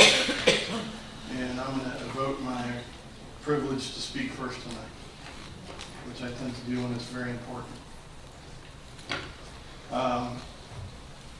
First off, Mr. Vogelsang, it was displayed on public or social media that your production companies filed for bankruptcy and 2 of the creditors are not paid, City of Jacksonville and Jacksonville Fire Department. Have those been repaid in full? Spoke to the Ethics Commission on that issue. There's no issues. Creditors aren't attached to any conflict. That's an opinion that I have from the ethics commission. Okay, so you intend to vote on the issue? Yes. Okay. In 1968, a consolidated agreement was signed between the city of Jacksonville, Jacksonville Beach, Atlantic Beach, Neptune Beach, and Baldwin. It was agreed that each of the municipalities would become incorporated cities, and the city of Jacksonville would act as our county. In 1994, each of the cities negotiated new interlocal agreements with Duval County. Since each of the cities negotiated their respective agreements independently, they were tailored for their individual city. Jacksonville Beach retained our fire department, and Atlantic Beach and Neptune Beach did not. Jacksonville Beach, as a part of our interlocal agreement, negotiated a waiver of all solid waste tipping fees at Jacksonville's Trail Ridge landfill in perpetuity, and I'll address this more a little bit later. During one of our council meetings, Ms. Dumont stated this is an HR issue. I couldn't agree more. There are some Jackson Beach Fire Department members who have decided they'd rather work for the city of Jacksonville. Some claim it's some claim it is to provide more opportunity for advancement. Some say they'll receive higher wages. More say they'll be working too much. They are working too much overtime and would like to spend more time with their families. I'd like to address these issues one at a time. Opportunities for advancement. Nothing has changed since each of our fire department employee staff joined our city team. Promotions are more readily available when positions are available. In other words, large departments have more supervisors and hence more opportunity for advancement through turnover. This is a fact, and it's true now just as it was when each member of our fire department joined the team. Higher wages. The city of Jacksonville Beach has compared our current wages to neighboring cities with similar demographics, including St. Augustine and Fernandina Beach, and found our wages to be comparable to these cities. In some cases a little bit more, in some cases a little bit less, but pretty close to average. Overtime, again, this is one of the factors you accept when you join a smaller department over a larger department. Several members and their family have passionately stated how hard it is on their families to be on duty for 72 hours. There are hundreds, if not thousands, of armed forces, active duty, and veterans in Jacksonville Beach who regularly spent or did spend 8 to 10 months a year at sea away from their families. They work 7 days a week, 18 to 22 hours a day. They can't invite their families to work for dinner because they're thousands of miles away from home, often in hostile or dangerous territory. Speaking for myself, when I was an ensign in 1982, I made $29.70 a day while spending 10 months a year at sea. And back then we had a saying, it was choose your rate, choose your fate. What that means is if you want to go home every night, don't join the military. If you want to make more money, find a job that pays more money. When I began to consider this merger, the very first question I asked myself was, what problem are we trying to solve? I'm still asking that question today. Much has been discussed about the money that Jacksonville Beach will save. A savings of $15 million over 10 years has been estimated. First off, as has been mentioned several times tonight, we'll be a debt-free city in November of next year. So we're not hurting for money. Secondly, should this agreement be approved by our council and subsequently by the Jacksonville Council, we will be the only city in Duval County who has merged with JFRD that does not pay landfill fees. There's no doubt in my mind Jacksonville's going to come after the landfill fees, and right now it's about $800 a year based on our current volume, $800,000 a year based on our current volume. Also, I expect that the city of Jacksonville will also experience additional pressure to collect additional revenue from us when our colleagues at Atlantic Beach, Neptune Beach, and Baldwin approach Jacksonville asking for similar savings. We are a beautiful, thriving beach community. We've done well since that 1994 local agreement. We've basically rebuilt the city since then. We now have a very bright future. We're a strong and independent city that acts more like a family than a staff. After Hurricane Matthew and Irma, I was proud to be part of that family as we rode into the city after both storms had passed, knowing that our first responders were well equipped and ready for any contingencies as we were prepared to reopen the city. I was filled with confidence knowing that our team would work together to get people back in their homes as quickly as possible. Should this merger be approved in future storms, the vital service, our fire department, will be controlled by the city of Jacksonville, not Jacksonville Beach. The importance of this can be readily seen when comparing damages left by Irma and Matthew. During Matthew, the damage came mainly from the ocean waters and winds.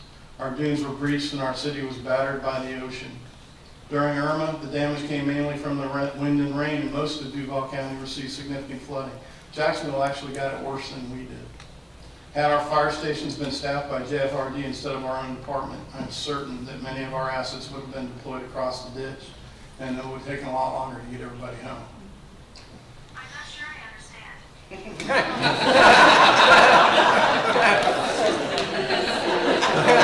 That's a nice comedy right there. If we approve this merger, we're taking the first step in dismantling our... All right, guys. If we approve this merger, we're taking the first step in dismantling our city. If saving money is our primary concern, then perhaps we should consider merging the police department with the sheriff's office, Beaches Energy with JEA, our city employees with the Jacksonville employees. We can dismantle our charter, sell our buildings, and become Eastern Jacksonville and save everybody a bunch of money. So I return back to the basic question, what problem are we trying to solve? To me, this merger is a major overreaction to an overstated problem from a few disgruntled employees of the Jacksonville Beach Department. This group would have us conduct a major reconstruction of our infrastructure to solve an HR problem. Speaking for myself and only myself, you knew what you were getting into when you signed on to the team. Things haven't changed. If things were changed for you personally, and you'd rather work for the JFRD, then I personally wholeheartedly support your decision and encourage you to fill out an application and transfer to JFRD. But we don't need to surrender our entire fire department for a few disgruntled employees. In my hand right here is the organizational structure of the City of Jacksonville Beach. If you'd like to view a copy, the clerk has it. It's also page 10 for our city council members. The highest position on this chart is not the city council, it's not the mayor, but it's the citizens of Jacksonville Beach. They've spoken loudly, they've spoken clearly, they do not want this merger to take place. Much, if not most, of the support for this merger has come from members of the Jacksonville Beach Fire Department, the JFRD, their families, and friends. Those opposing this merger are primarily our citizens, our bosses. We received a summary of citizens' correspondence about this issue today from the city manager's office. It shows that 270 respondents from Jacksonville Beach, 226 of them, or 84%, oppose this merger. I will be permanently retiring from public service in November of next year, 538 days, but I'm not counting. I know that some of you on the council intend to run for additional office. I submit to you that our citizens have spoken loud and clear. They oppose to this merger. I also submit to you that citizens will not forget how you vote this evening. And if they do, your future opponents will remind them. One last point. If Jacksonville would like to cut our millage rate so that we could pay them $1.5 million less in taxes, I'm sure that we'd be happy to accept that option and apply the additional funding to our fire department as needed. With that being said, I will be voting to reject the merger with the Jacksonville Fire Department. Okay, any other comments from the floor? Ms. Hawkins. I have a collection of thoughts, so apologize if I jump around a little bit, but somebody mentioned, please give this a lot of thought before you take your vote, and I can assure you, I can only speak for myself, that I've thought of little else over the past few months. I personally did not wait for people to contact me to tell me how they thought or to give me their opinions. I sought people out. I sought people out that were experts in the field. I sought people out that I knew were following the issue, but that didn't necessarily have a dog in the fight. I've become reacquainted with friends from high school who have gone into fire service, which has been a great side effect. So all that being said, to the question of what problem are we trying to solve, we're not in financial dire straits, etc. Why would we wait till we have a problem to solve? And why would we wait until we are in dire financial straits? That implies that we're being reactive versus proactive. And one of the most impactful comments I heard from someone who was in public service in another city or public safety in another city is that the nature of public safety is changing. It's becoming more technical. The dangers and the challenges facing our police and fire are different than they were 20 years ago. Certainly different than when one person used the example of the Murray Hall Hotel, which burned down in the late 1800s, and the formation of our current fire department started as a result. We're not talking about bucket brigades anymore. We need to be ready for the now and the future of public safety with the best possible training and resources. I also see a tremendous benefit to the consolidation and unified command that we would see under a major emergency facing our county. We're currently the only fire department that is not consolidated with Duval County.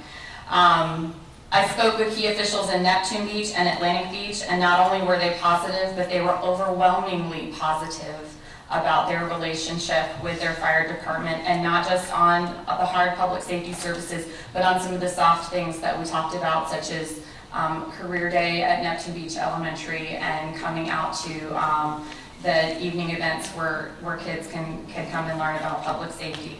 I also spoke with the special events department in Jacksonville. That was a big concern among our city staff. I went on a site visit to Rockville, if you haven't been. I don't know if I encourage it. It's not my cup of tea as far as music, but to see the structure and the EOC that they had set up there. And they have a specific department within the Jacksonville Fire Department that handles special events. They know what they're doing. They know how to evacuate tens of thousands of people from Metro Park when the lightning comes up, as it did, and it was extremely, extremely impressive, and I do believe our special events would benefit.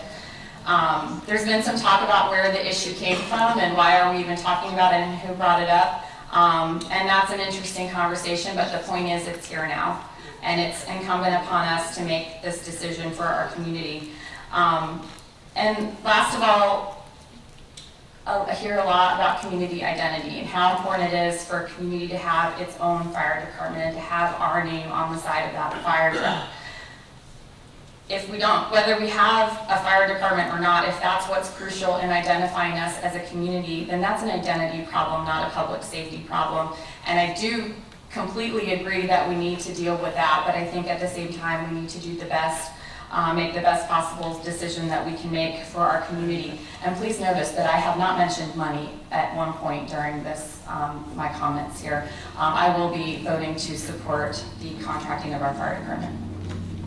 Thank you, ma'am. Ms. Dumont? Thank you. The why we are talking about this issue is actually kind of an important piece, and it's because the firefighters have issues with past administrations and management and leadership within the city, and that's really critical because we have a whole new city.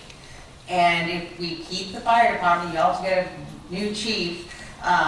So I just want to start off with the issue wasn't financial, it's not structural, and it's not our quality of service. We have excellent quality of service from our fire department. It was an HR issue. And that's important because we can fix HR issues. We are an excellent city, we are a strong city, we are a fabulous community. And with our, especially with our new leadership in place, we can fix this. And so it's nowhere near outside of the structural bounds. What we are looking at here with this contract is what I would consider the nuclear option. Once it's gone, it's not coming back. That's really critical. Once it is gone, it's not coming back. It will be too expensive to bring it back in-house. So we are starting with an end option instead of starting with some of the things that we can easily fix with in-house. I also want to note that if we do contract, we are not contracting with JFRD. JFRD is a fine organization with wonderful people in there. I know a lot of individuals in JFRD. I trust my life with them. However, what we are doing is we are contracting with the city of Jacksonville. That is critical. We are contracting with that entity for a service that they provide. Any issues that we have to go through the administration. We have to go through an administration that changes every 2 to 4 years and loses its institutional knowledge. Never mind all of the political games that can be played and have been played, and anybody who pays attention to the politics within the county, you know about it well. And that is now, if we go into this contract, that is something that we will now have to deal with. That is something that we decided in 1968 that we did not want to deal with. I was on the task force for consolidated government a couple of years ago for the city of Jacksonville that was put in place by Representative Gulliford. It was chaired by Lori Boyer. We had on-the-road task force meetings to listen to the concerns of the people who lived in the county. And I will say that the people in Jack's Beach were very happy with the beach's cities. We were the most attended meeting, and we were the ones that had the happiest people. We liked our services. The ones that we had some issues with were with the city of Jacksonville. If you look at what the city of Jacksonville provides, they provide the minimal level of service, and the cities out here provide a little bit more. We have grown accustomed to that little bit more. We pay more per square foot for our houses for that little bit more, because we have an expectation of services and a quality of life that's not the same on the other side of the ditch. There is apathy on the other side of the ditch. There were meetings that nobody showed up. And when we had meetings where people did show up, they didn't have the best things to say. And this is not with regard to just fire and police. This is with regard to just the city of Jacksonville or the county. And again, this contract is not with JFRD. This contract is with the city of Jacksonville and that administration. This contract has been negotiated with two key individuals within the city of Jacksonville, both who will be gone by the end of June. Both are gone by the end of June. Mr. Musa and the current police and the current fire chief have both announced their retirement. Look around this room. Is there a person here from the city of Jacksonville representing the administration? That is representative of how much we mean to the city of Jacksonville. This is a contract. They would be our vendor. When have we had to go into a contract this large where a vendor has not shown up for a single meeting or workshop? And I understand Mr. Fopolis said that, Mr. Musa noted that he doesn't want the fire department to have to justify their tactics. I'm not asking for the fire department to show up. I am asking for the administration to show up. This contract is with the administration. They should be here telling us how they are going to implement and follow through on this. And there is nobody here. 4 to 8 years, every 4 to 8 years, we'd have to go through a new administration, not the loss of institutional knowledge. And that really is, that's critical. I can't note that enough.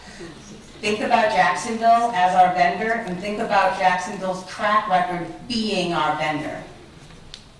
They have not had a good track record, and this is who we'd be going into a 20-year plus contract with. When you look at government contracting, this is kind of an area I know a lot about. When you look at government contracting, there are key things you want to look at. First is the quality of service going to be better? And the quality of service just by contract, there would be some things that would be missing, but we'd fill in with other departments in the city. And so the quality could be there, but money should never be the first issue. And I appreciate Ms. Hoffman not focusing on the money. That shouldn't be the first issue. The second piece with contracting, and this is the critical piece, is you have to have competition. The reason why you have contracting in government is that when government is going to devolve itself of providing a service, competition between two entities reduces cost and increases quality. That is the markets working, and that would be the markets working in the public sector. And when markets are able to work, they work well. However, there is one contractor that could provide this service, and that is the city of Jacksonville. If they default, if they go wrong on this, we have nowhere else to turn to other than trying to bring it back in-house, which again ends up being extremely cost prohibitive. Changes in leadership, I touched on that stuff. Page 15 in Jacksonville's written responses, they did have some responses. Page 15 in Jacksonville's written responses here. Think about hurricanes. We had two, 1 year back to one in 1 year, another, and then other year. Number 6, we asked the city of Jacksonville, what would JFRD personnel do to support Jacksonville Beach in the event of a natural disaster, pre and post? The city of Jacksonville's response is Jack's Beach would receive the same level of service as the rest of the county receives based on needs. Same level of service the rest of the county gets. And that really is important because I don't blame Jacksonville for that, because it cannot have a different set of criteria for one station out here, 2 stations out here versus all of the other ones. It's not fair to the employees for evaluation or anything else. So I would expect them to run these 2 houses just like the rest of the county. But is that a level that we would be happy with? I personally would not be happy with that level of service. This really is a contract with at its heart, it's a contract with the city of Jacksonville. If you are comfortable with entering a 20-plus year contract with the city of Jacksonville, given their track record in dealing with the cities and knowing that our contract would be about $2.2 million per year, increasing 2.5% each year. Their budget for their fire department is $212 million and change. How much attention do you think our $2.2 million is going to get in a budget that size? I do not support this contract. I'm not saying that in the future this might not be something that we'd have to look at, but these are problems that are fixable. We can fix them now. We can fix them in-house. We have new leadership. We have new management. We can fix it now, and I wouldn't start with the nuclear option. I say we fix our fire department. We hire more fire personnel. We may want to up the timeline for our capital improvement plans, so this way they get what they need, but starting with the nuclear option is not the right option for me. Thank you. Thank you, ma'am. Mr. Doherty? I'll keep it short. I mean, I think more or less everybody in this room already has their mind made up, so I'm not going to try and convince anybody with, sensationalism. I'm just going to say how I feel about this. Everybody's saying we can fix our fire department to bring it on par with Jacksonville, or bring it on par with what we want. I refuse to raise people's taxes for something that can be done by a reputable department who is already here. In case people haven't noticed, if you've had a ride in an ambulance, it says Jacksonville on it, doesn't say Jacksonville Beach. So, and another thing is that people keep misinterpreting is that we're getting rid of all our firefighters. Our firefighters will be the same firefighters that you see every day. They get first right refusal. So, this sensationalism about what we started with the fire department, what's next? I haven't heard anybody up here talking about the police department or public works or parks and rec, because you know why? They're working well, they work well for us. The fire department has been an issue since before any of us were on this dais. I've talked to people who said it's been an issue for 20 years. And you know what? We haven't fixed it. The staff in the fire department haven't fixed it, the staff in the city haven't fixed it, and the city council have not fixed it. This is why this is not a knee-jerk reaction, this is something that I've been thinking about for years. I have a young family here, I own a house here, Jack's Beach. I want the safest, best option for them, and I can see that with Jacksonville. If we have people calling sick or on leave at Jack's Beach, none of the department's running short, plain and simple, there is no backup. So if our firefighters are injured, what are we going to do? We can't just pull them out of thin air. Jacksonville Fire Rescue Department is a massive organization who will protect our citizens and do a great job. And for people to think it's all or nothing, that's just wrong. We're going to get a good service, and yeah, I'll bring up money. It's going to save you tax dollars. But if we want to reinvent the wheel and start from ground zero again with our department, it's going to cost a fortune, and I just can't do it. I can't raise your taxes when we don't need to. So that's why I'll vote for this. Thank you, sir. Ms. Goldie? I'm not going to say a whole lot of what's already been said, other than I too have talked to a lot of people. I've talked to Jack's Beach Fire people, I've talked to JFRD people, I've talked to citizens, and truly this is not an issue about money.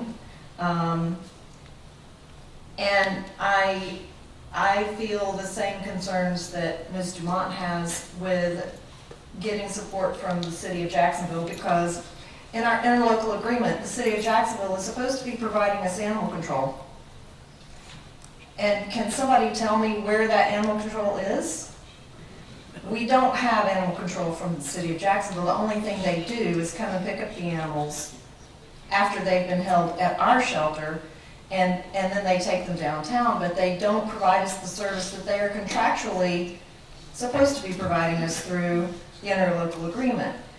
I don't feel that we have pursued all the options, and particularly because we do have a new city manager, we have an opportunity to have a new fire chief.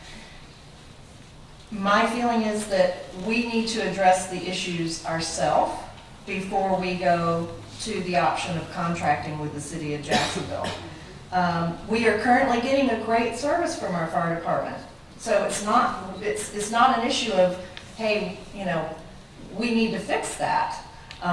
We can do, like Mr. Sorrell said, you know, yeah, why don't we take the 2 years and see if we can make some changes to the fire department. And we have a lot of great departments here in the city of Jacksonville Beach, and people do move here for the services that we have here. So, and I agree, if we make this decision tonight to contract with Jacksonville, we can't afford to go back if we realize that this is not the decision we should have made. And I would support adding personnel to our department.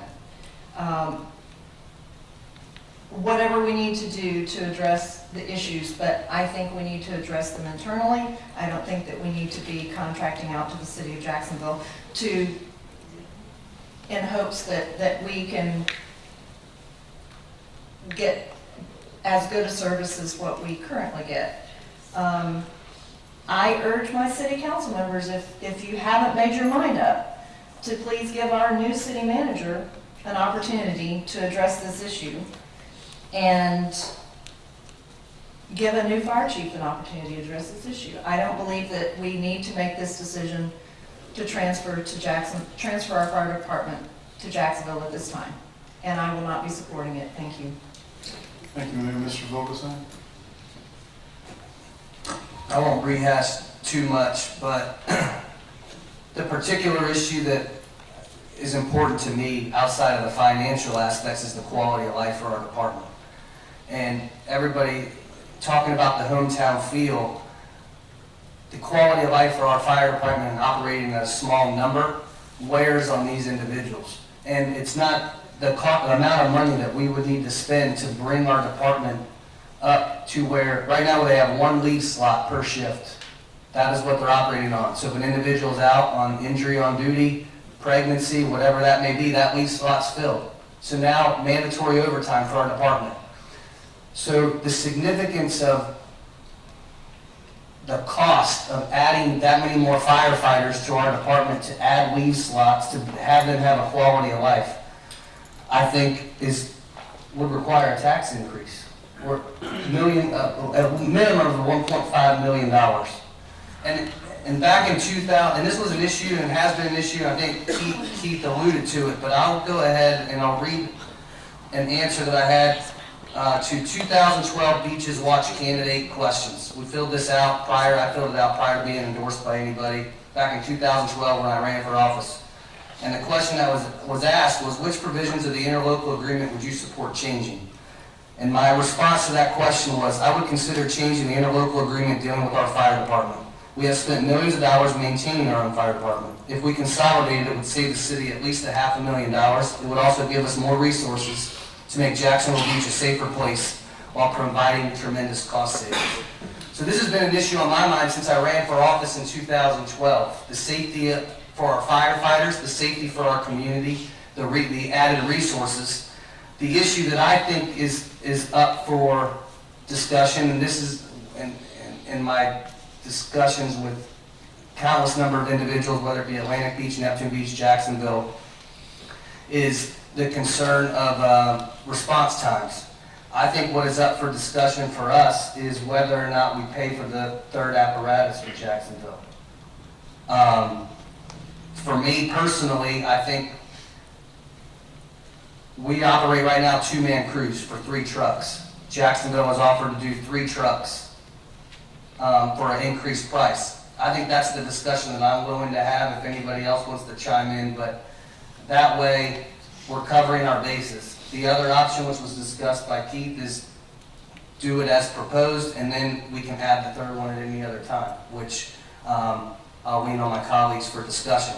But the idea is the resources that will be available to us, the quality of life of our fire department is what's extremely important, and the safety of our residents is what's important. So that's why I do support this merger outside of the cost savings. And I think then another issue that hasn't been touched on but I look into is our pension fund, the firefighters' pension fund that we have is the worst funded in the city. It's funded at 79% right now.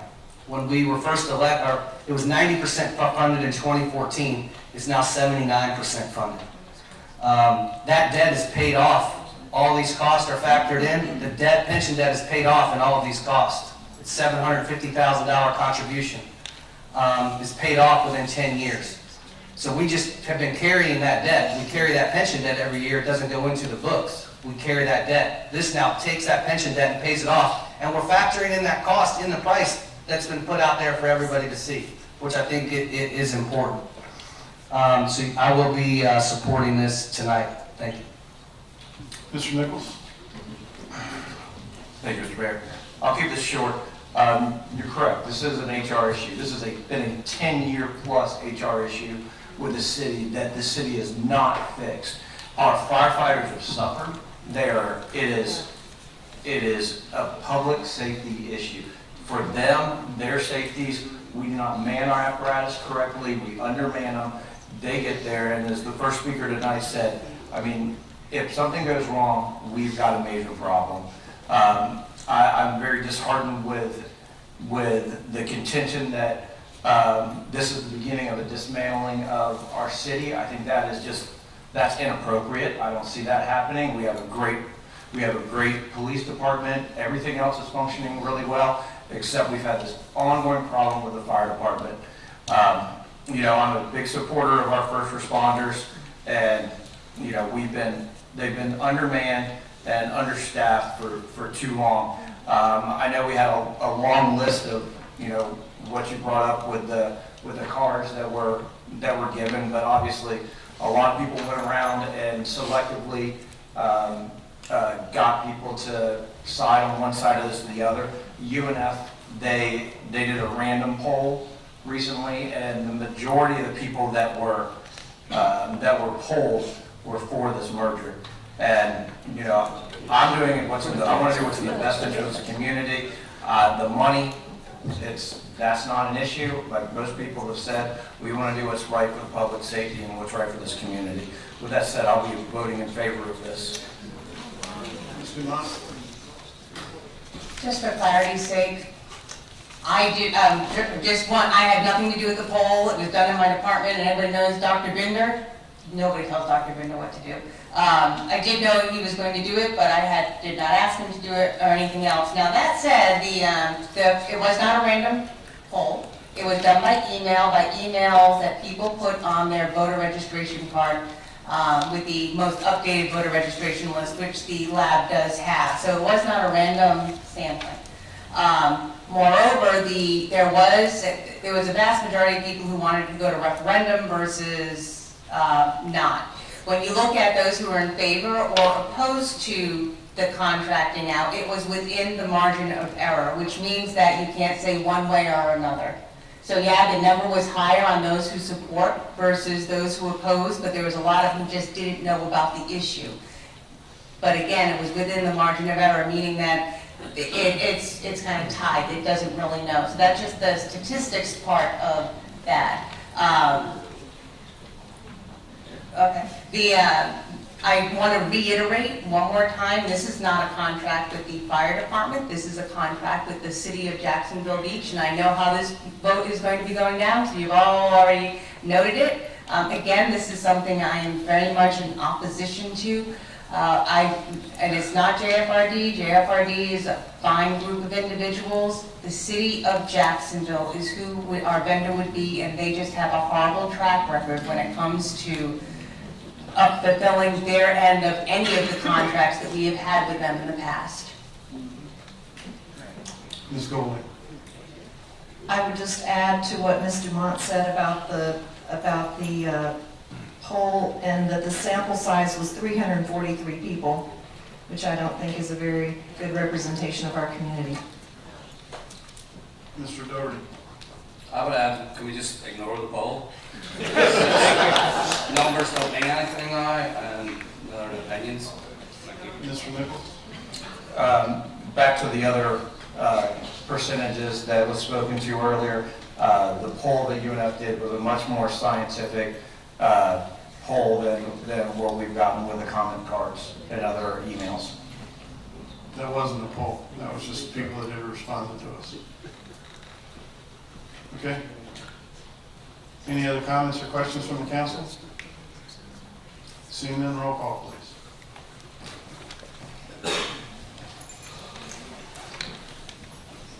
Can you just state the motion again?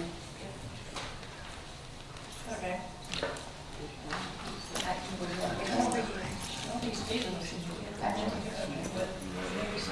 I certainly can. To authorize the mayor and city manager to execute the interlocal agreement between the city of Jacksonville Beach and the city of Jacksonville for advanced life support and fire services. Second. Second. We're just restating it.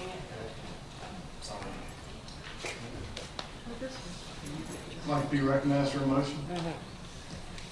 Mayor Latham? I'd like to modify the motion to postpone this for a public referendum vote to be on the next election cycle.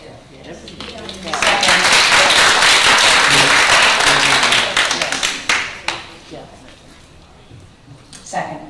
Are there any comment on the amendment to make this a public referendum? Mr. Nichols?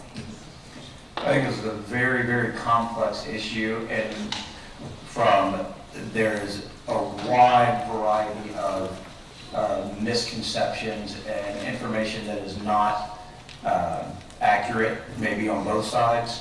I think it would be next to impossible to get a referendum written on a ballot that will concisely describe what we're doing, and I don't think that we can get a